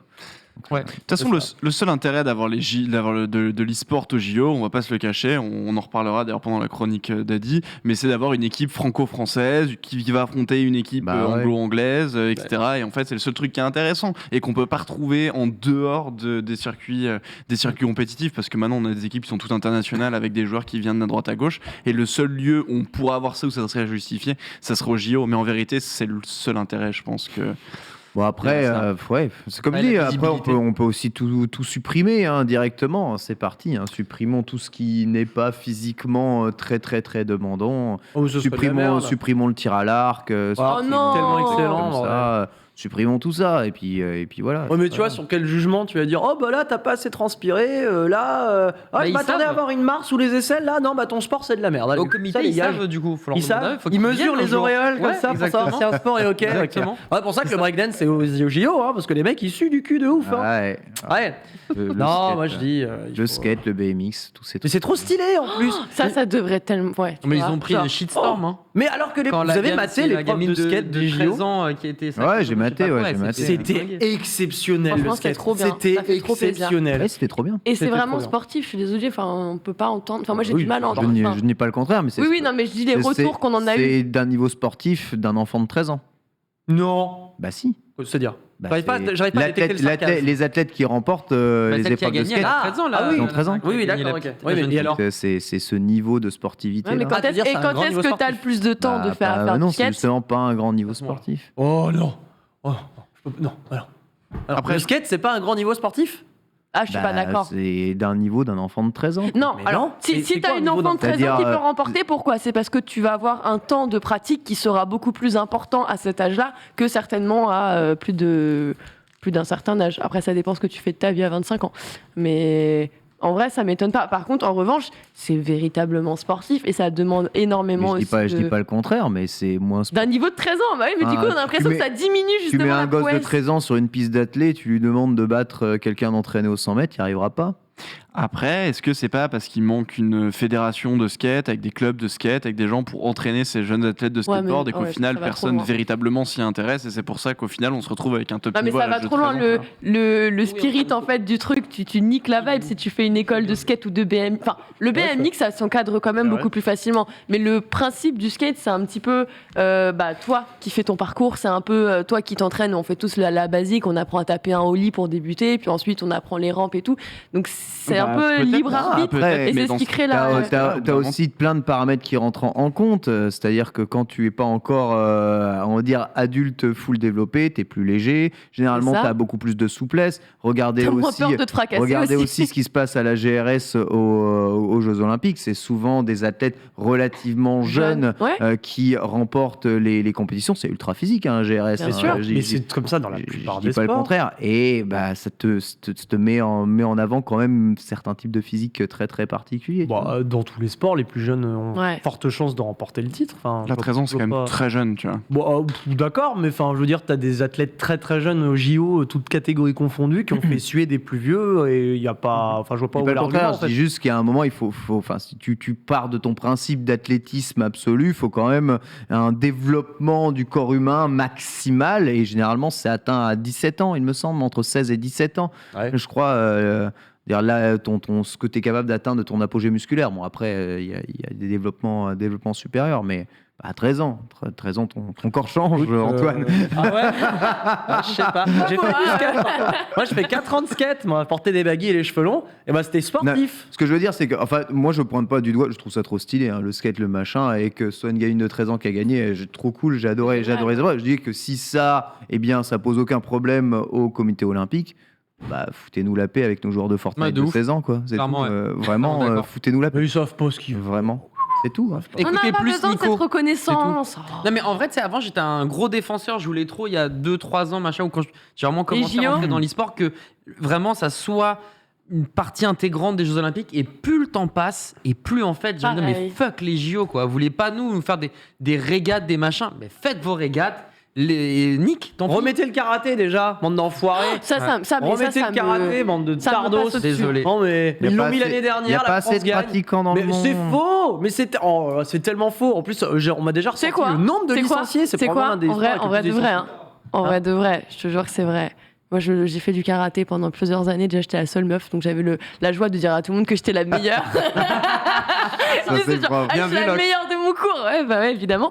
Et c'est vrai qu'il n'y en a pas beaucoup. Et j'en parlais. Et c'est vrai qu'il y a de moins en moins de personnes qui pratiquent de façon à long terme. Et surtout, quand tu grimpes au côté compétitif, c'est là où en fait il y a une passoire, quoi. Genre, c'est Ouais, le petit carrément. entonnoir. Et il y en a vraiment de moins en moins. Donc ça, j'arrive à l'entendre. Par contre, retirer littéralement toute la discipline, même s'ils sont peu, essaient déjà d'obtenir des titres, quoi. Genre, Ouais, mais dans ces c'est cas-là, un peu s'ils triste. sont peu, les mecs qui sautent dans du sable, ils sont beaucoup. Ils sont beaucoup. Bah, je pense pas, tu vois. Et c'est. Bah si, parce que ça, c'est la- Ah non, non, non, alors, Il n'y a pas par lieu contre, d'évaluer au nombre de licenciés. l'athlétisme et les c'est- disciplines originelles des Jeux Olympiques, c'est intouchable. Ouais. Il pourrait y avoir deux participants dans le monde, c'est intouchable. Le décathlon, tu ne peux pas Mais toucher de toute au façon, décathlon. c'est bête. C'est impossible. C'est bête de juger un sport par rapport au nombre de licenciés, tu Clairement. vois. C'est tellement bête. Alors qu'en plus, le karaté, il y a Attends, beaucoup de excuse-moi. licenciés. Qui c'est qui juge les e-sports par rapport au nombre de viewers et de cash prize? Bah non, on le fait C'est pas. la même nous. chose. Mais nous, on le fait C'est pas. la même chose. Nous, on le Ouais. fait. Je crois Ah, on le fait. Je crois Hein. pas qu'on l'a fait. Hein. Bah, en tout cas, on va le faire Alors, là dans y a- pas longtemps. y a des- parce que lui, Voilà. Moi, je fais lui, mon c'est le métier, démon, hein, c'est vous pour savez, ça. Il faut, jamais, il faut qu'on enchaîne. On va enchaîner en tout cas avec la première chronique. C'est évidemment un sujet qui nous intéresse tous ici. Je sais pas pourquoi ça nous intéresse. Je sais pas pourquoi ça nous tient toujours autant à cœur. Il faut que nos trucs soient représentés. Les autres, prenez notre merde. Quoi Eh ben non, on n'est pas des pouilleux. Jouez aussi à League of Legends. Voilà. Ce besoin besoin de reconnaissance perpétuelle. Nous, dans le jeu de combat, on ne connaît pas ça. On s'en parce que fout, de toute nous. façon, on est inconnus. Voilà. Personne ne nous calcule. Quoi qu'il arrive, Aïdibou, tu vas nous parler un tout petit peu de le France. Oui, le France. Est-ce que le France, c'est pas un frein dans le monde de l'e-sport ? Alors ça, honnêtement, c'est un sujet comme les JO, finalement, on pourrait en parler presque un lunch play en entier. Ouais. Donc le but, ça va pas être de vous faire vraiment un point sur chaque e-sport qui existe, etc. On va faire plutôt un global et passer par le prisme de finalement la structure la plus connue, reconnue mondialement et dans le pays dans lequel nous sommes, l'Hexagone, bien entendu, avec Vitality. Donc je fais vraiment un léger, une légère histoire là-dessus, créée en 2013. On embrasse Néo, qui est un des cofondateurs, qui était aussi avec un certain Brock Brooks, en tant que fondateur, mais en tant que joueur, en tant qu'égérie. On en parle la semaine dernière, qui est parti, Gotaga est parti il n'y a pas longtemps également, durant les events. Bref, Vita, ça fait couler de l'encre, mais ça fait aussi couler pas mal d'argent, puisque entre 2018 et 2019, ils ont récolté pas moins de 34 millions d'euros. Il y a un investisseur / milliardaire londonien qui s'appelle Tej Kohli, si je ne dis pas de bêtises, si je prononce bien surtout son nom de famille, qui a décidé d'investir 34 millions. Et avec ces 34 millions, il s'en est passé des choses. Il y a eu la ruche qui a été créée du côté de Paris. C'est la première fois réellement qu'on a vraiment une domiciliation parisienne pour une structure e-sport et pas en plus une petite domiciliation. C'est vraiment un beau truc qu'ils ont. Pareil, le Stade de France en 2019 pour aller s'entraîner, c'est plutôt pas mal. Du côté de Berlin, ils ont aussi leur staff où il y a l'équipe LEC Vitality qui est présente. Donc vraiment en 2019, il s'est passé plein de choses grâce à l'argent. Et cette année, eh bien, Vitality perd certains atouts, son roi, sa reine, choisissez qui est quoi. Et on a quand même eu envie de passer aussi du côté du divertissement. On a vu notamment cette année qu'il y avait la chaîne Twitch Vitality qui s'était mis en place pour vraiment être présente toute la semaine avec des personnes comme Emash, comme Juliette, mais aussi des joueurs pros qui sont là, comme Nikov notamment. Et il y a une envie finalement de mixer le divertissement. Les joueurs pros ont envie cette année du côté de Vitality, à part vu l'argent, le côté e-sport, les investissements, et bien de créer quelque chose de fun en fait. Voilà, d'être dans cette ère du temps Solari. Vous savez ce qu'on se pose comme question, Kameto, enfin la K-Corp, Solari, tout ça. On veut vibrer, nous. Voilà, on a envie d'arrêter peut-être d'être trop sérieux du côté de Vitality et de créer du divertissement. En revanche, sur toutes les scènes, parce qu'ils ont beaucoup de franchises, ils ont du Fortnite, ils ont du Rocket League, ils ont du Counter-Strike, ils ont du League of Legends. Bref, dans certaines structures, et c'est là où on va revenir sur le point, est-ce que être français, c'est un frein dans l'e-sport ? Eh bien, je vais pas vous dire le pour et le contre, on attendra la fin de cette chronique, on va continuer avec Vitality, mais sur Counter-Strike, en tout cas, c'est quasiment officiel, vraiment à peu de choses près, mais oui, le fait d'être français pose des soucis. Ah bon ? Oui, puisque, alors il y a la hype, etc., on y reviendra à la fin, mais on ne gagne pas, en fait, on ne gagne pas des titres majeurs, on n'arrive pas à gagner des tournois internationaux, on n'arrive pas finalement à laisser son empreinte historique, même si on a Ziwo, le petit prince des Hauts-de-France. Non, mais je veux dire par rapport à Counter. Là, je parle uniquement de Counter-Strike. Ah oui. On a des champions français, hein, on a eu Shox, on a eu bien sûr. On a des très bons joueurs, mais c'est vrai que ça, le titre du major comme ça. On n'arrive pas à choper ce titre, même si Ziwo est 2 fois d'affilée meilleur joueur du monde en 2020 et 2021, le petit prince des Hauts-de-France. Et bien chez Vitality, on n'arrive quand même pas à percer. On n'arrive pas à percer avec Shox, avec Mizuta, avec Apex, avec Kyojin et avec le coach aussi excellent Xtaz. Malheureusement, on n'arrive pas à les chercher. Alors, il y a eu des titres, évidemment, mais on n'arrive pas à chercher le Saint Graal, en fait. On n'arrive pas à trouver toujours le major qui va faire la différence pour Vitality. Il n'y a eu aucun de chez aucun. Ben, on a gagné des titres. Je crois qu'il y a les UM Beijing. Mais etc., on a gagné. Ouais. Je crois qu'il y a une Blast aussi qu'on a remportée. Mais dès qu'il s'agit d'un énorme major, tu vois, qui vraiment... historiquement et surtout sur le long terme aussi, parce que Vita, 34 millions, ça investit, ça veut que sur le long terme, ça gagne aussi, tu vois. Ben, on n'arrive pas à tenir, ce qui fait qu'il y a eu déjà pas mal de changements. On en parlait lors d'un précédent lunch play. Bon, ben, RPK, et qui est le tank, qui quitte la structure au mois d'avril, Kyojin qui vient l'aider, le remplacer. Et on est maintenant dans une dynamique où, et ça c'est vraiment très relou, et Vitality avait réussi justement à éviter ça, on a besoin de perf, on a besoin de gagner immédiatement. On a besoin de résultats. C'est fini le temps où tu te dis, allez, on va lui laisser 6 mois, 1 an et demi. Ça va aller, quoi. On compte sur eux, on compte sur le fait de créer une team. Non, là, si t'as pas de résultats... On fait une G2, quoi, en fait. Bah, exactement. C'est exactement ça. Et ça, franchement... Alors, G2 avait pris le pas fin 2018, justement, d'arrêter ce côté très français. Eux, bien avant Vitality, ils ont dit, bon, les gars, 100% français, ça marche pas, on va l'investir notamment dans les pays de l'Est. Et là, Vitality l'a également fait. C'est une news, un PV qui est sorti il y a une petite semaine à peu près, après la défaite de Vitality face au Navy, justement. Et Navy qui a été titré champion, donc on peut se dire qu'ils ont perdu face au meilleur, donc c'est pas si pire. Mais Oui, voilà la évidemment. news qui est tombée et qui a ébranlé. Là, pour le coup, ça a vraiment été un gros choc pour les fans de Vitality et de Counter-Strike. Xtaz, le coach, Shox et Kyojin quittent l'aventure Abeille Sérieux? et sont remplacés par des Danois de chez Dupré. Astralis, man, Zonic, Dupré et Magis, qui eux sont des titans en LoX. hein. Ah bah clairement, un titan colossal pour Dupré, même j'ai envie de dire. C'est des grands noms qui rejoignent. Et honnêtement, je pense que ça peut leur faire du bien, vraiment. Enfin, je veux dire, leur plus gros bien. Je veux pas trop m'avancer non plus, quoi. Mais clairement, c'est un très très bon changement pour Vitality. Je pense que ça va faire un petit peu mal. Je sais qu'on en avait déjà eu cette discussion par rapport au roster 100% français. Quand on incarne, on était sur Overwatch à l'époque avec l'arrivée de Paris Eternal où tout le monde se disait est-ce qu'on veut la win et on récupère des joueurs coréens ou est-ce que justement on part sur un roster en fait 100% français pour faire une perf française, sachant qu'on a des superstars françaises qui elles aussi sont dissipées un petit peu sur plusieurs équipes et en fait tu vois que c'est complètement clivant et mitigé quoi. Les gens, il y en a qui sont en mode let's go Cocorico, ça s'appelle Paris, il faut qu'ils nous représentent, et de l'autre côté t'es en mode ouais mais tu vois parfois justement tu fais plus les mêmes efforts parce que vous venez tous de la même nationalité, donc t'es moins focus sur tes moyens de communication dans ton équipe, parce qu'effectivement quand tu parles une langue qui n'est pas ta langue natale, on va penser à l'anglais, quand t'as plusieurs joueurs de nationalités différentes, et tu verras que ça se construit quand même un peu différemment. Ah ouais, ça compte ça. Ah bah ouais. Genre,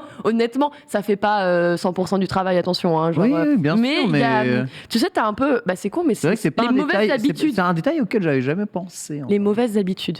C'est quoi finalement? C'est un petit peu ça, c'est des gestes du quotidien sur lesquels tu ne prêtes plus attention parce que pour toi, t'es dans une maîtrise un petit peu constante. Et c'est vrai que tu fais pas les mêmes efforts quand t'es avec des personnes de culture et de nationalités différentes au niveau de tes communications, au niveau de ton écoute aussi, parce que elle va différer elle aussi. Quand t'entends trop de mots que tu connais trop, tu prêtes plus attention à chacun d'entre eux. Alors que quand c'est une autre langue et que t'as une micro-réflexion qui se fait, tu as peut-être un train tout petit peu plus assidu. Pourquoi les teams françaises ne parlent donc elles toutes pas allemand pendant qu'elles communiquent? Quoi? C'est comme on dresse oui, les chiens de les chiens. chasse. Oh là Comme là. ça, ils seraient attentifs à Tu ce veux qu'ils dire disent. que les joueurs sont des chiens? Il y a que Tréton qui est un chien. Dès qu'ils entendent Damn. parler Tout. d'ordre ou de trucs en allemand, ils prêtent attention, C'est ils vrai. sont attentifs. C'est vrai. Mais c'est pas pour les voilà. mêmes. C'est vrai. Mais alors, si Non, je mais peux pourquoi quand tu même compares remettre, l'allemand, si je peux quand il- même remettre, on va dire. Alors pourquoi on prend l'allemand? Parce que l'allemand prononce très très bien Ouais. chaque syllabe. Exactement. Et que du coup le chien Schreiner. réagit bien aux voyelles et aux C'est syllabes. c'est ça. Bon, est-ce que le joueur de Counter-Strike a particulièrement Est-ce que besoin l'analogie de... est foireuse? Oui. Oui, mais c'est pour ça que j'ai choisi cette analogie. Non, mais C'est- l'anglais, c'est bon, vrai. Moi, en vrai, l'anglais, je ne cautionne pas. l'anglais, ça reste la langue parlée numéro 1, tu vois, généralement. En Ouais, mais histoire, ils justement, parlent tous ils ont anglais. peut-être un peu trop l'habitude, sont peut-être plus attentifs à l'anglais. Ils le pratiquent trop. Je pense qu'en Je allemand. sais pas si en France, le fait de constamment parler français, enfin, je sais que j'en ai parlé quand même avec pas mal de joueurs qui me disent qu'ils préfèrent jouer en anglais, parler en anglais, avoir le coach qui fait tout ça en anglais, même s'ils sont avec des Français. Pour eux, c'est un peu De plus. toute façon, tu parles tellement anglais, t'as tellement d'anglicisme quand Déjà tu dans fais de tes mots, l'e-sport dans et tes termes. des joueurs pros, c'est pire que tout quoi. T'as l'impression qu'ils parlent la moitié du temps en anglais.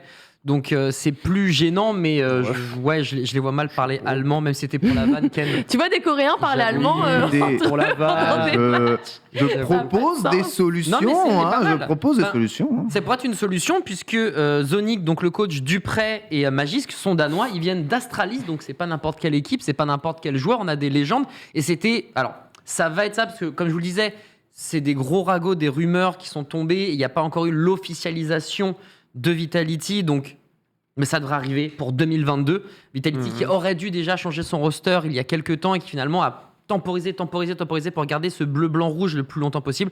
2022, c'est la fin, voilà, pour eux en tout cas du côté de Counter-Strike. Mais on a des très gros joueurs, des légendes, de l'expérience. Il faut se dire que c'est quand même la moitié du roster de l'équipe qui change.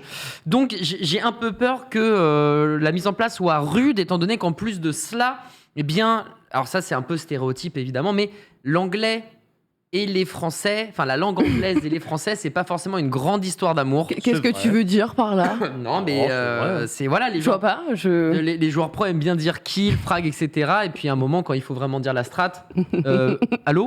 Et ça me rappelle la fin du Major de Stockholm, justement, quand ils ont été...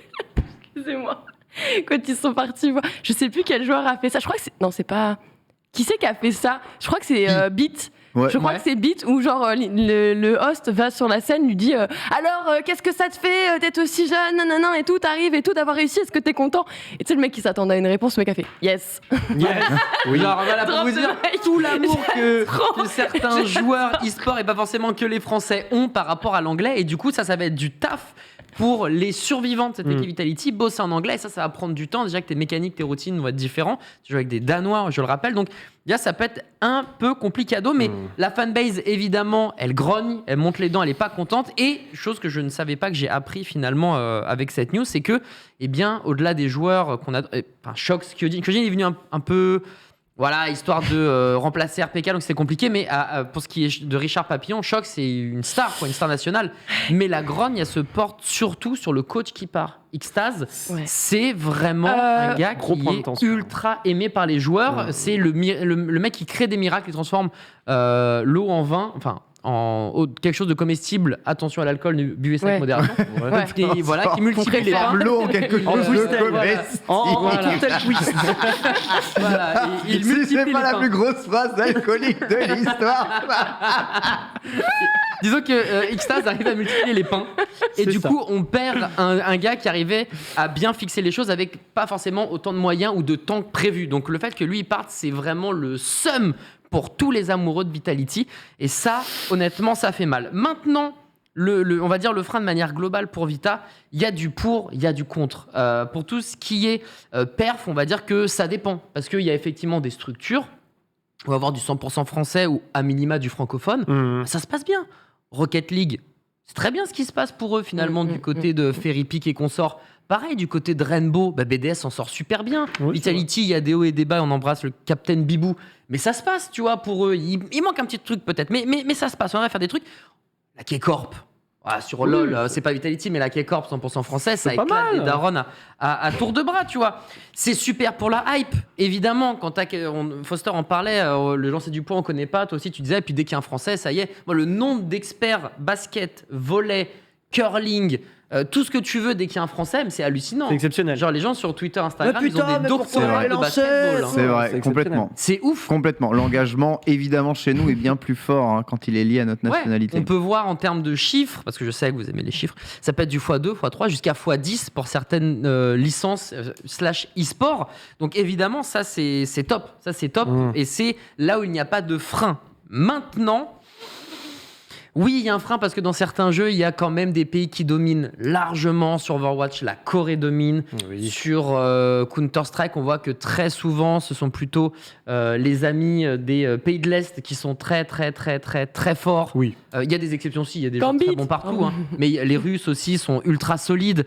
Sur la planète Rainbow Six, les Brésiliens sont chauds de ouf. Donc effectivement, en termes de perf pur et dur à l'international, encore une fois, il s'agit de compétitions qui comptent, c'est celle qui a une fois dans l'année qu'il faut remporter. Il n'y a pas tant de Français que ça, en fait, voire pas du tout, quelle que soit la scène. Donc effectivement, ce 100% français là-dessus, c'est peut-être un peu compliqué. Et par rapport aussi, et ça c'est un peu étrange à dire, mais sur les réputations. Les Français, dans beaucoup de scènes sportives, ont une très mauvaise réputation. Allez, c'est quoi ces histoires là? C'est vrai. Non mais alors attends, déjà on va mettre juste une base. Les joueurs, de façon un peu générale, ont un peu une mauvaise réputation quand tu parles avec les coachs. Non, je vais pas dire mauvaise réputation, mais ils sont parfois difficilement gérables. Dans leur vie aussi.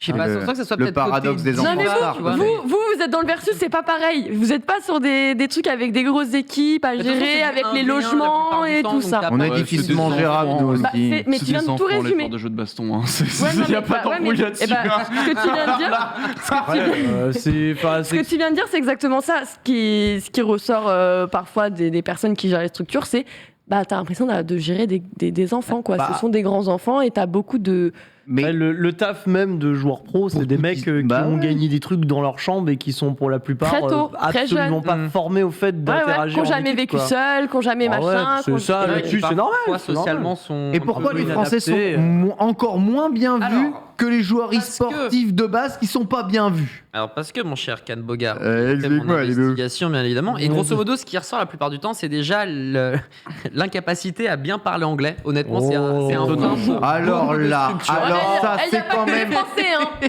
c'est On quand se même week-end. fort de chocolat. hein. On est quand même le pays de... Pas Hein, vrai. rien du Alors, tout. de Bogart. Et il y a un deuxième point aussi, c'est que je sais pas si c'est réellement authentique. C'est vrai qu'on a pu le ressentir, en tout cas moi qui suis très Overwatch évidemment. Le joueur français, quand il est très bon, se repose très souvent sur ses acquis et n'arrive pas à passer la barre du dessus.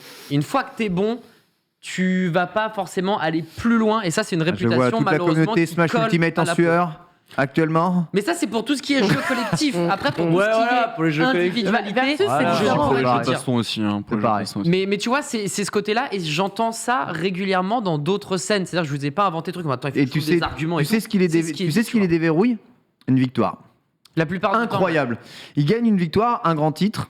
Bon, en fait, Ça les c'est pas déverrouille. une victoire, c'est un titre qu'il faut récupérer. Mais des fois, les coachs en ont ras-le-bol et vont bench un mec. Et du coup, la victoire se passe, le gars est pas là. Et du coup, le français n'a pas step up. Et du coup, tu fais bah yes. Et ça, Bah yes. c'est là où c'est problématique. C'est que malheureusement, pour des raisons. Ça aurait été génial d'avoir un joueur pro aussi avec nous qui n'hésite pas à ne pas dire les choses avec de la langue de bois, comme on aime, qui disent vraiment. Parce que moi, c'est ce que j'ai recueilli. Mais j'ai pas, par exemple, un Soon, un AKM du côté d'Overwatch. J'ai pas eu un Bibou, j'ai pas eu même un Kenny. Un Kenny au téléphone, j'aurais grave voulu l'avoir, mais pour le coup, moi, des rumeurs et de ce que j'entends aux alentours des jeux de tir à la première personne, ben c'est ça, malheureusement. Les Français ont clairement pas une bonne réputation. Et sur Overwatch, encore plus d'ailleurs. Pas tous, heureusement. Ça va qu'il y en a qui sont. Mais Il y bizarrement. en avait bien. il y en avait bien. Bizarrement, vous les flairez J'ai assez l'impression facilement. Hein, Parler de les... gens racistes, tu sais. Ouais, Ouais, il y en avait bien, il y en avait C'est bien. vraiment la réunion On est- des tontons Ils racistes. sont racistes. Ah, des il y en a Français, des les gens. bien, il y en a des bien. Non, mais il y en a. Et non, mais c'est vrai en plus. Bon, après, on dit ça, à ne pas parler anglais, on l'a encore vu ce week-end avec Perfecto et Beat, tu vois. C'est pas les seuls. Et ça, c'est pas. Pour moi, le premier point, c'est un frein. Ça peut être bloquant dans une équipe et une structure. Maintenant, oui, ça concerne quand même beaucoup de nationalités, beaucoup de joueurs, et c'est certainement dû au fait aussi. Ce sont de très jeunes adultes qui n'ont pas encore vécu l'indépendance et qui savent pas encore se débrouiller, qui sont pas très débrouillards, tout Bien sûr. simplement, quoi. Est-ce qu'on peut leur en vouloir? Bon, Non, pas plus que ça, mais c'est juste que ça influe dans le choix des coachs, dans le choix des structures. Ouais. Et Mais du voilà. coup, même dans la réussite, parce qu'après, on parle des Français ou des francophones déjà? Les Français Plus Français. Ouais, français. Ok. français. Français. Je parle Déjà, de Rainbow Six et j'enlève j'embrasse tout ce qui est Rise, BDS mais, et tout, qui ont des rosters pas 100% francophones en plus de ça. Et mais je sais pas s'il y a il y a une. Est-ce que il y a un véritable tranchant à partir d'un moment dans une équipe, justement, si c'est 100% français, avec des joueurs très jeunes, finalement, des coachs et des managers qui sont qui ont la vingtaine, eux aussi, finalement, hein, ils n'ont pas 45 ans, c'est pas des darons aujourd'hui qui gèrent des structures e-sport. Donc, est-ce que ça se retrouverait pas un petit peu plus sur le manque de structuration et de management par des profils un petit peu plus experts avec. J'avoue, il a quel âge, Néo? Elle a la trentaine. Il est jeune, ouais. Plus de 30. Petite Ouais, trentaine. il a une trentaine d'années, je pense, un truc comme ça. Ouais, mais En vrai, tout à fait. c'est tous, Bien. tu les prends, que tu vas chez Géo ou ailleurs, tu te rends bien compte qu'on n'a pas affaire la plupart du temps, à des personnes de 65 ans avec une expertise aussi longue que le bras, une expérience de vie et tout ça, en fait. Ce sont tous des jeunes, et on peut même aller chez G2. Ocelot, c'est quoi? C'est un ancien joueur pro, en fait, le mec. Il y a un moment, il est jeune, c'est un ancien joueur pro qui a réussi à fonder tout ça. Donc on se retrouve quand même avec une masse et des responsabilités assez lourdes qui sont en train de se structurer au fur et à mesure des années, parce qu'on se rend bien compte que d'être joueur pro, c'est pas juste oui, je gagne, c'est super. Il y a tout un mindset qui se fait autour des joueurs, et faut vivre la défaite, faut vivre le rythme, faut vivre les entraînements, faut vivre avec les autres, faut savoir communiquer correctement et savoir écouter. Enfin bref, il y a plein d'acteurs qui rentrent en compte.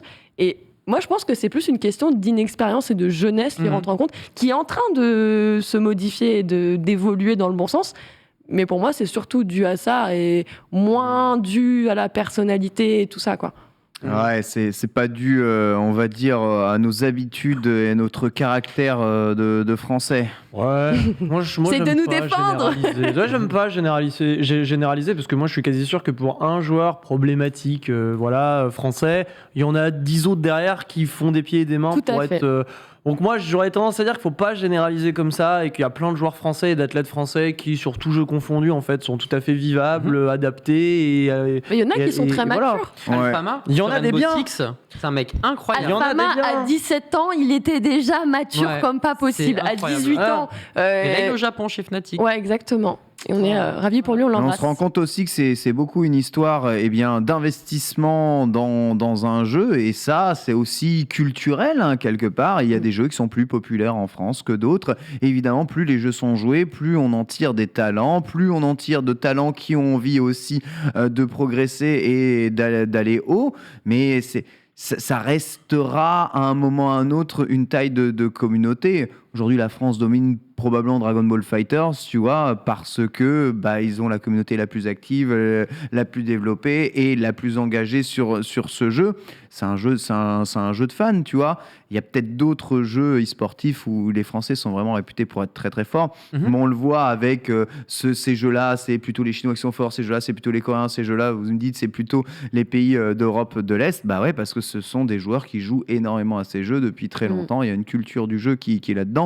Et franchement, c'est pareil dans le sport traditionnel aussi. Hein. sûr. Des disciplines sportives sont plus populaires dans certains pays du monde que dans d'autres, et du coup qui tirent des athlètes plus forts que d'autres. Voilà, on est un petit pays aussi, hein, il faut quand même le savoir. Donc se battre avec la communauté internationale, avec des densités de population beaucoup plus importantes que les nôtres, ça reste compliqué. Il faut que ce soit un petit miracle quand on est aussi des équipes full françaises qui soient des équipes full championnes, ou alors bien que ce soit que nous qui jouons au jeu.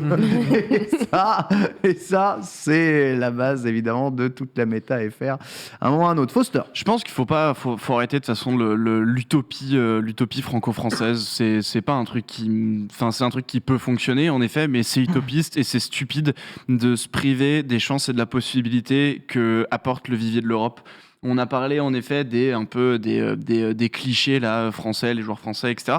Le truc en fait, c'est que il y a quand même des traits généraux qui vont se tirer sur les Français, du même titre que chez les Allemands, que chez les Polonais, que chez les Anglais, que chez les Espagnols, les Coréens, et chez les Coréens, etc. Et d'un coup d'un seul, tu veux faire une équipe et en fait tu te dis, je cherche un mec qui est genre vachement bien organisé, etc., qui est assez carré dans ce qu'il fait. Mine de rien, c'est peut-être un cliché de dire les Allemands sont vachement carrés, vachement bien organisés, mais mine de rien, tu auras très certainement plus de chances d'aller trouver ce pilier, peut-être côté allemand, si c'est un jeu qui est populaire, pour rebondir à ce que tu disais. Donc en fait, l'utopie, faut du franco-français, je pense que c'est mauvais parce que tu prends des joueurs qui baignent tous dans la même culture, dans le même être. Donc même si c'est chacun des individus bien différents qui vont apporter leur truc, il y aura peut-être tout de même une espèce de vague commune qui en effet, peut-être ce problème, comme tu disais, d'arriver à se surpasser parce qu'on se repose sur les acquis. Il nous faut peut-être quelqu'un qui va nous driver, des Danois de chez Astralis, qui eux par contre vont être là pour l'efficacité. Ça va être peut-être ce petit moteur, ce petit drive. Et au bout d'un moment, en fait, je veux dire, on n'a qu'à regarder les clubs de sport tradi. On a parlé de Jeux Olympiques depuis tout à l'heure, ok, c'est cool, mais le sport tradi, le PSG, il n'y a pas que des Français dedans. Il y a l'équipe de basket de la Fosse-sur-Mer, Division 2 basket, c'est que des ricains dedans. Ah ouais. C'est une vieille équipe vendéenne, je veux dire, pourtant. Et on va pas râler dessus et on va supporter la Fosse-sur-Mer, parce qu'après, on va se manger une bonne mojette. Je veux dire, C'est ça. non, mais respectons mojette. tout de même. C'est bien la mojette. Donc en fait le truc c'est que l'équipe est française, Vitality est une équipe française, Misfits, si je dis pas de bêtises, est une équipe française. Par contre le Misfits c'est que des Polonais lorsqu'on sait League of Legends, mais ça reste quand même une équipe que tu as envie de soutenir parce que c'est une équipe française. Vitality maintenant va y avoir des Danois certes, mais c'est une équipe française. T'adorais le coach, t'adorais les joueurs présents, l'individualité, c'est pas grave, ils sont dans une autre équipe, sois fan de l'autre équipe maintenant. Par exemple moi en termes de l'AK Corp, etc., t'en parlais tout à l'heure, Adam, que j'ai trouvé absolument fantastique, il est parti chez Fnatic, je suis devenu instant fan de Fnatic, parce que ce joueur, cette individualité, tu l'étais pas est avant. parti là-bas. Non, désolé. Mais donc du coup, tu vois, il n'y a pas de... Oui, je pense que le... En fait, tu n'as pas besoin de te cantonner à un truc... Non, mais je pense juste que l'utopie franco-française, c'est une utopie. Et il faut arrêter de s'y attacher. Autant développer les structures avec des joueurs venant de tous horizons et créer des nationaux sur nos disciplines avec les meilleurs joueurs français qui sont sélectionnés. Ouais, les fameuses World Cup, mais vraies World Cup. Exactement. Parce que la Coupe du Monde de League of Legends, c'est pas une Coupe du Monde, c'est une Ligue des Champions, quoi. C'est ça. Il faut une vraie Coupe du Monde avec vraiment que des représentants français qui vont jouer pour le drapeau français bleu, blanc, rouge. Comme ce qui était le cas sur Overwatch, et ça c'était très très cool et ultra fédérateur. Moi je trouverais ça trop stylé. En gros, on mime le sport traditionnel. Pourquoi est-ce que ça marche dans le sport traditionnel? Parce que c'est ce que les gens veulent. Bien sûr. Voilà. Mais déprime pas, TPK, au fond du trou là. Moi je vous écoute, j'avance avec vous. Merci beaucoup Adibou. En tout cas, tout ça, ça fait réfléchir. Est-ce que la réputation française est à mettre, est à pointer du doigt? Car c'est vrai, on a notre caractère ici. Bien vivre à la française, ça a aussi du sens. Bien entendu, TPK en sait quelque chose. On va passer à toi, mon bon Foster, bon vivant aussi. Oui. Et surtout, gros fan de Counter-Strike. Par contre, ça devrait pas être un jeu e-sport, on est d'accord. Alors attends. Là, tu m'as tendu deux pièges, là ça commence, gros fan de Counter-Strike. Attends, j'ai du mal à récupérer, ça doit pas être un jeu e-sport, je suis perdu, je titube un peu. Non, évidemment que si. Après, évidemment, c'est du violence, du sang, tout ça. On sait très bien que c'est ce qui a développé la violence chez les jeunes. Counter-Strike. La faute de Counter-Strike. En ligne de mire, bien évidemment. J'ai entendu à la télé. En tout cas, du coup, moi je vais vous parler un peu de Counter-Strike. Donc, gros fan de Counter-Strike, pas du tout. Donc, si jamais. Non, mais soyons clairs, tu vois. Donc, si jamais, moi, c'est une scène que je découvre au final énormément. Et justement, ce PGL Stockholm Major, qui a eu lieu là, le week-end dernier, m'a fait m'intéresser du coup à cette scène. Donc, c'est possible que je dise peut-être que je prenne des raccourcis ou des bêtises parce que je ne maîtrise pas la scène. Quoi qu'il en soit, scène et événement surtout absolument fantastique. Bon, Counter-Strike, pour ceux qui le savent pas, bien évidemment, c'est un FPS. T'as une équipe de terroristes, une équipe d'antiterroristes. T'as une bombe à les désamorcer ou une bombe à les poser, dépend de l'équipe dans laquelle tu te places. Très bien. T'as deux versions, il y a la 1.6 et la Go. On va s'intéresser à la Go, Global Offensive. Jeu qui est sorti, mine de rien, en 2012. 21 août, sorti, donc édité, bientôt développé. 10 ans, mes mères. Bientôt 10 ans. Sorti du coup par Valve. On rappellera du coup que la première version de CS, ça date de 99 quand même, 1999. J'y jouais déjà.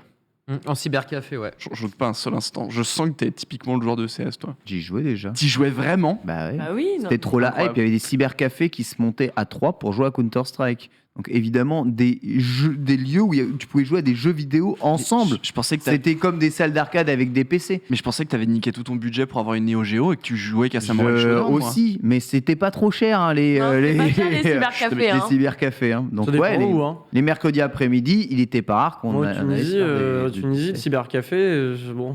Tu faisais une partie d'Age of Empire 2, tu rentrais chez toi avec la queue entre les pattes, parce que le mec il te disait faut payer, t'es là, et bah, je vais faire autre chose de ma vie, tout simplement. J'avoue. Parfois, au lieu d'un cinéma, je me faisais ça. Ok, incroyable.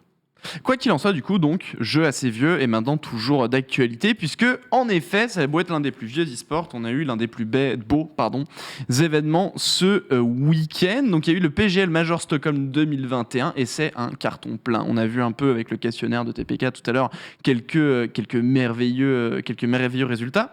Juste pour information, c'est quoi, grosso modo, un Major ? Dans la façon dont ils l'entendent côté Counter-Strike, c'est des événements qui sont soutenus par Valve, parce que c'est très rare. On en parlait. Ah d'accord, ok. On en parlait à quel point Valve ne soutenait pas Counter-Strike, et bien comme quoi ils en soutiennent 2 par an, et c'est des tournois qui sont absolument massifs, gigantesques. Ça faisait 2 ans du coup qu'on n'avait pas eu de major, notamment à cause du Covid. Ok, d'accord. C'est pas juste un gros tournoi en fait, on appelle ça un tournoi majeur. C'est vraiment un truc, c'est officiel, et Valve a dit ouais ça. C'est bien. Exactement. C'est genre Valve qui dit ok, là, ça c'est notre tournoi, on le sponsorise. Ils ont commencé à sponsoriser entre 2013 ou 2015, j'ai plus la date précise en tête. Et ils se sont dit, c'est des événements qui existaient déjà, ils se sont dit vas-y, on va y mettre notre patte. Okay. Et du coup, ils ont soutenu. Et là, d'un coup d'un seul, on est quand même passé à 2 millions de dollars en termes de cash prize, ce qui n'était pas le cas avant. On était sur du 1 million, ce qui est quand même plutôt généreux, on va pas se le cacher. Mais là, c'est mignon. Sympa quoi. Sympathique, les vainqueurs ils sont partis avec 1 million. Ce qui se passe depuis la création de Melee quoi. Genre, 1 million, ouais. Je pense même pas qu'on atteint. Non, mais jamais de la vie. Jamais de la vie, mec. 1 million. Du coup, c'est un peu, et je mets ça entre très gros guillemets, on va y revenir après pourquoi, la Coupe du Monde de Counter-Strike. On a 24 équipes du coup qui vont se rejoindre, en effet, ça va se jouer sur un format qui est très particulier. Il y en a 8 équipes qui sont déjà invitées pour la deuxième phase du tournoi, pardon. Majeur, Ce sont les légendes par rapport aux points qu'ils ont récupérés tout au long de l'année. Tu as les 8 meilleurs de Game of Thrones, les 8 familles qui attendent comme ça. Et t'as la plèbe des challengers et des champions qui doivent se battre pour récupérer les 8 dernières places. Ok, d'accord. Ah oui, d'accord. Et Sous 16 format. à la fin. Ok. Sous format ronde suisse, etc. Puis bracket, bref. Quoi qu'il en soit, du coup, 24 équipes donc d'à travers le monde pour pouvoir donc remporter ce tournoi. Donc là, cette fois-ci, c'est Navi qui l'a donc emporté, sans perte de game du tout d'ailleurs, ce qui a été impressionnant durant leur bracket, au passage. Ils ont fait 2-0, 2-0, 2-0, genre c'était clean. En tous les cas, des stats qui sont intéressantes. Est-ce qu'on peut avoir la première asset, s'il te plaît? Je te remercie. Et on a ici, du coup, des statistiques de la grande finale, notamment. Donc, on en parlait, Navi face à Jiku. Oh là là, mais Le c'est pic fou, ça. à 2 700 000 viewers. Des viewers moyens, excusez-moi, pour autour du 600 000. On a quand même, au niveau des Overwatch, 71 millions d'heures regardées. Pour rappel, c'est Lox regarde 1 heure, je regarde 1 heure, les deux combinés, ça fait 2 heures, même si on a regardé la même heure. 71 millions, c'est juste énormissime. On voit le Twitch peak qui est à 2 millions, YouTube derrière, bref, c'est énorme. Et on a justement le pic à la fois russe et le pic anglais. Ouais. Des chiffres qui font baver, des chiffres qui font peur. Est-ce qu'on peut aller justement vers la deuxième C'est plus engageant que Maison Ah, à ça, vendre s'il te sur plaît. M6. Hein. Ça, c'est vrai. Non, pas sûr. Ah, c'est vrai que Maison à vendre, c'est Pas chaud. sûr. Hein. C'est pas mal. Hein. Ici, donc pour revenir à ce que disait TPK tout à l'heure, c'est le comparatif avec du coup les anciens et derniers tournois majeurs de Counter-Strike. Il y a un petit pic là-haut, là. Hein. Classé par vue et Ok. plus du double Le en fait. retour, en gros, Mais ça. qu'est-ce qui s'est passé? Eh ben, il s'est passé 2 ans. Donc 2 ans c'est ça qu'il d'absence. faut faire. Ouais. Faut faire, des 2 ans sans pandémies. majeur, Non, mais une année avec un vraiment. majeur pour faire des gros chiffres en fait. Ah, c'est Faut ça. créer l'envie, faut créer. Comme les Alors, coupes faut du monde créer et les l'attente. coupes d'Europe. Voilà. Créer le Créer la rareté. 2 ans. Exactement. De ton absence, créer de la rareté et profite-en. Ouais, Heureusement que c'est un dead game Counter-Strike. Heureusement. Est-ce qu'on peut ça passer Mais Qui a tout le dit monde. ça C'est tout le drôle. Les monde. personnes. Non, C'est moi qui- c'est moi qui dis ça, c'est moi. C'est les vieux gens C'est moi, qui c'est ont moi. vu Valorant arriver et qui ce week-end ont regardé encore du CS et se sont Oh, dit c'est pas parce qu'il y a c'est vrai quand c'est pas parce qu'il y a plein de joueurs et plein de viewers que c'est pas un jeu mort. Ok? Ouais, c'est vrai. C'est vrai ça. Voilà. C'est vrai.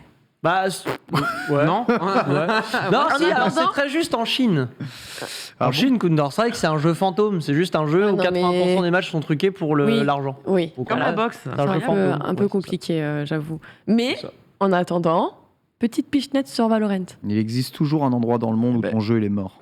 Ah ça c'est vrai. Et c'est beau ce que tu dis. On est tous le dead game de quelqu'un. Vachement beau, putain. Si on peut avancer sur l'asset d'après, s'il te plaît, en régie, je te remercie. Et là, on a justement le comparatif. Vous aviez déjà vu ceci de eSport Charts. Là, c'est les tournois à travers le monde les plus vus, à travers l'histoire. On a Free Fire en premier, etc. Eh ben, qu'est-ce qu'on voit à la 9e position Mais dit, dis donc qui éclate cette porte d'entrée? Mais oui, c'est le PGL Major Stockholm 2021 Oh là, qui vient qui se voilà. caler juste au-dessus de The TI. Donc Valve qui prend 2 places, certes les 2 dernières, mais 2 places dans le top 10 des événements les plus vus à travers l'histoire de l'e-sport. Assez impressionnant du coup d'arriver à se glisser justement dans cette 9e position.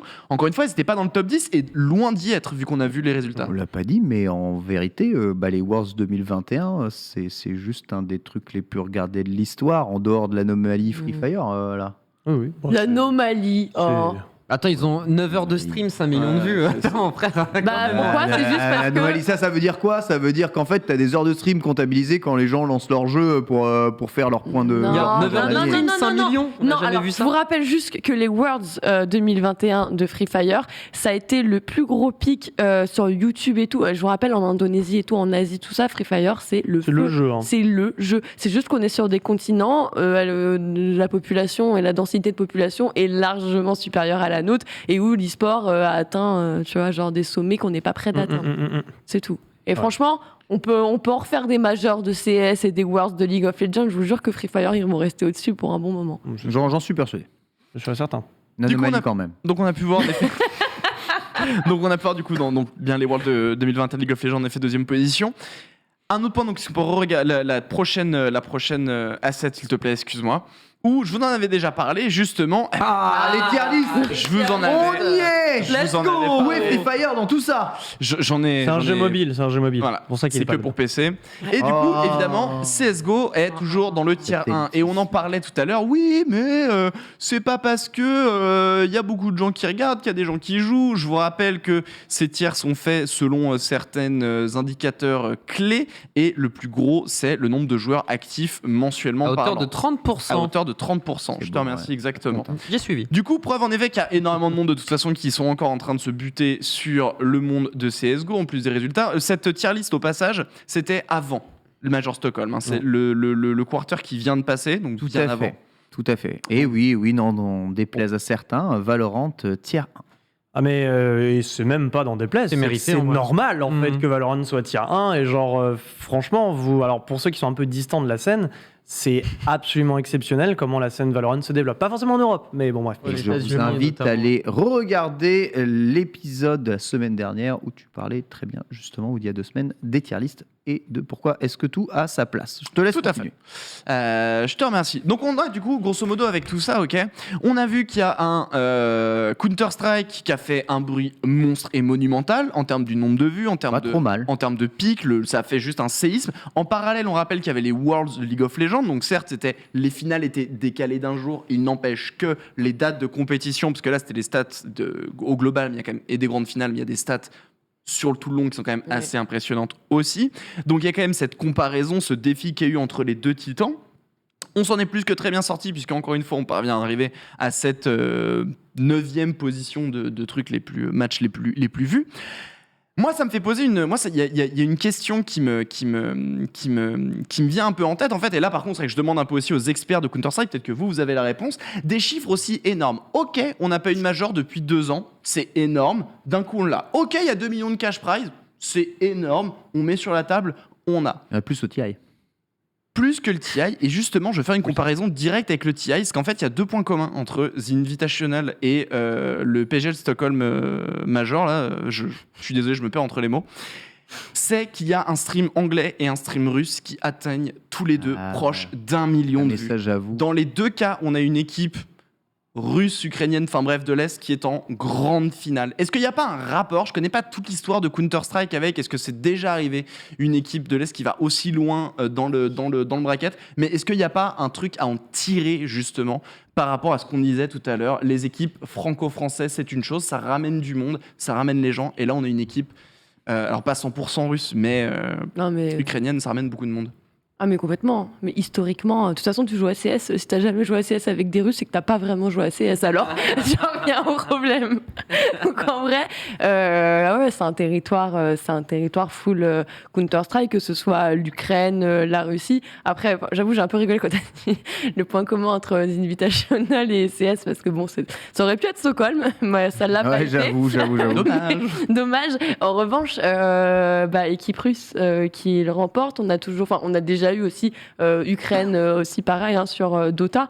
Valve a vraiment une grande influence sur les territoires, en tout cas sur les pays de l'Est. CIS et tout Ouais. sont grave représentés. Ouais, du coup, forcément, ça se traduit aussi par des audiences fortes. On le rappelle, hein, c'est Vladimir Poutine qui a envoyé son petit courrier Oui, c'est vrai. à la fin des TI pour dire GG la team quand même. Donc, c'est vraiment important pour eux. Il y a une vraie culture de tout ça. Et comme je le disais, même en dehors du compétitif, juste il te suffit de te connecter. Tu tomberas avec des Russes à un moment ou à un autre. C'est obligatoire. Et les mix aussi espagnols et turcs sur Counter-Strike. Ouais, les Espagnols, ils sont partout. Après, c'est vrai que la scène Counter-Strike, pour en parler avec les commentateurs français, vraiment, qui, à chaque fois, moi, c'est la question, c'est comment est-ce que ça se fait, comment on explique l'écart de viewers? Parce qu'en France, le viewership est pas trop présent, sauf quand Vita joue, quand Double Poney joue et quand il y a du Major. Voilà. Donc, c'est à peu près ces 3 occurrences dans l'année où ça fait des vues. Si on doit parler en termes de vues, hein, j'entends, parce qu'il y a évidemment une infinité d'autres facteurs. Et en fait, l'idée derrière Counter-Strike et le succès de Counter-Strike, notamment dans les pays de l'Est, c'est que vu que c'est une scène très très peu régulée, Très très peu. Valve aujourd'hui, tu fais ce que tu veux avec le jeu. Hein. Tu peux littéralement prendre une copie et te torcher le cul avec sur Place de la République. Ils vont regarder en mode ouais, pas mal, on n'a pas fait mieux, tu vois. Donc dans l'idée, on est là-dessus. Et ben vu que c'est une scène très peu régulée, tu as en fait une méta du pari en ligne qui est très développée dans les pays de l'Est. Le Gumball. Vraiment très développé. Et donc en fait, Counter-Strike, c'est la scène vraiment, on va dire symptomatique, significative de ce que ça donne quand l'éditeur ne contrôle absolument pas les organismes de paris en ligne. Et c'est pour ça d'ailleurs que pas mal de pays de l'Est se sont emparés Counter-Strike comme un terrain de jeu en fait. C'est un terrain de jeu, c'est un terrain de paris sur tac, telle équipe va gagner, de telle équipe va gagner. C'est pour ça d'ailleurs que Counter-Strike est miné, et je dis bien miné, de scandales, de matchs truqués, de cheaters aussi. etc. Que ça soit en pays de l'Est, mais que ce soit également chez nous, vraiment en Europe de l'Ouest, ou alors aux États-Unis. Hein. C'est ce qui a mis un coup d'arrêt à cette scène aux États-Unis. Bref, donc moi j'aurais tendance à pondérer en fait le succès de cette scène parce que derrière l'e-sport se cache en vérité une réalité de paris sportif qui est beaucoup plus puissante pour le pense. C'est comme quand tu regardes des courses hippiques, tu comprends pas, t'en as rien à foutre, tu veux juste que Belle Deschamps. Ça serait. Ouais, les vrais amateurs de chevaux, il y en a pas beaucoup. Et je tiens ça. De pique, hein. Belle Deschamps de pique comme tu veux. Et je tiens ce que je dis, parce que je vois que dans le chat ça s'énerve. Mais ici, ils sont très énervés. Hein. Ouais, ils sont très énervés, les mecs de CS. Ils ont dû perdre beaucoup d'argent. Ils ont dû perdre beaucoup d'argent. Mon couteau. Mais j'ai mon couteau, je l'ai perdu. Je ne le sors évidemment pas de ma poche. Hein. Je me suis évidemment permis d'aller recueillir ces dires des gens que vous regardez au quotidien, les fans de CS. Donc a priori, c'est qu'ils ont un peu raison. Voilà. Des Oni, des CND, des EVI, tout ça quoi. Je me demande, il n'y avait pas justement un site de paris qui était partenaire de l'événement du PGL Major J'ai un doute. Je sais qu'en cherchant mes infos, j'ai eu un moment un site de paris qui était partenaire d'un événement. Si, tu sais quoi, j'ai eu la même que toi. Je suivais une compétition et j'ai vu la même truc et je me suis dit. Mais si, je crois que c'était Bet ou un truc comme ça. Et GGBet, a priori, le chat. Voilà, merci le chat. Bah voilà, mais du coup, on est bien d'accord. Moi aussi, je l'ai vu et je l'ai remarqué. Bon, après j'ai envie de vous dire, c'était inévitable à un moment ou à un autre. On savait très bien qu'on serait rattrapé par les paris sportifs. Alors attention, si on est rattrapé par les paris sportifs, c'est uniquement parce que Valve en a littéralement rien à foutre de son truc. Les autres éditeurs laissent pas il y a faire, probablement des paris sportifs qui sont organisés sur LoL et tout, mais ça n'a rien d'officiel. C'est sous-marin. Il n'y a pas de truc officiel de paris sur ces choses-là. D'où le fait que ça m'excitait de voir que sur un major en compétition officielle, c'était clairement genre. On a beaucoup de problèmes, on parle de plus en plus du gambling, tu vois, pour moi ça en fait pareil et je trouve que lorsque c'est une organisation comme ça, un événement qui se présente, qui te ramène quand même ce type de sponsor-là, c'est un peu compliqué.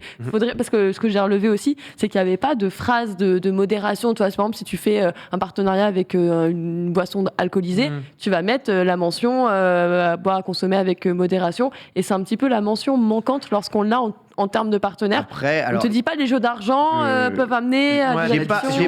J'ai pas les chiffres exacts, d'accord. Mais est-ce que en France, depuis l'ouverture des paris sportifs autorisés, les disciplines sportives majeures n'ont pas connu un pic d'audience et les grandes lignes sportives n'ont pas connu une revalorisation il me semble que ça a pas mal profité au football. On peut imaginer que ça cette économie-là. Énormément. Plus dans la merde, je t'aurais dit oui.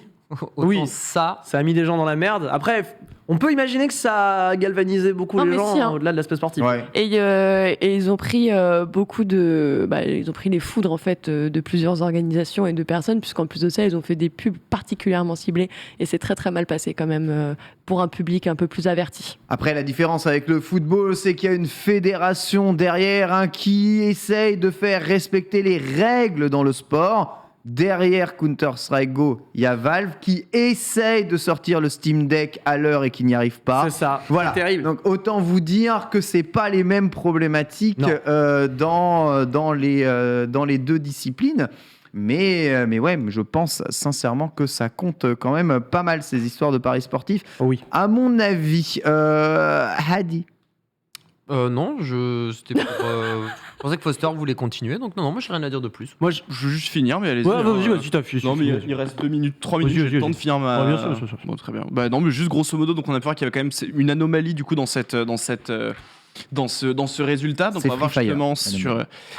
Il est vrai. Mais tout de même, dans ce résultat de Counter-Strike, du coup, qui encore une fois a doublé par rapport à d'habitude, est-ce qu'on va avoir droit à un nouveau pic dans des futures compétitions qui vont arriver ? Est-ce que c'est dû en effet notamment à cette grande finale, à ces deux équipes bien spécifiques ? On verra ça de toute façon dans le temps, parce que bien évidemment, la compétition Counter-Strike, ça continue. Tu les as cités tout à l'heure, mais je me permets de les reciter. Tu as les Blast Premières, ou Fall Finals et World Finals, qui vont avoir lieu en fin novembre et début décembre. Également les IEM. Et déjà pour l'année prochaine, 2022, on a 2 circuits qui sont prévus. Bien évidemment, les ESL Pro League saison 15 et 16, ainsi que les IEM et les Majors, qui vont revenir dès l'année prochaine. Donc, c'est une scène qui est évidemment toujours pleine de surprises et de compétitions. Donc à la question, est-ce que Counter-Strike est encore un e-sport majeur ? Bien évidemment que oui, et venez plus poser la question, nom d'un chien. Voilà, vous en êtes vous aussi persuadés. C'est vrai que les chiffres donnent quand même le tournis, mais on préférerait que Valve régule un peu mieux peut-être cette discipline. De toute façon, mieux. Il y a Forza qui est sorti, bientôt l'e-sport. Forza va tout écraser sur son passage, vous êtes pas prêts. Voilà. C'est vrai, c'est vrai. Moi aussi, hein.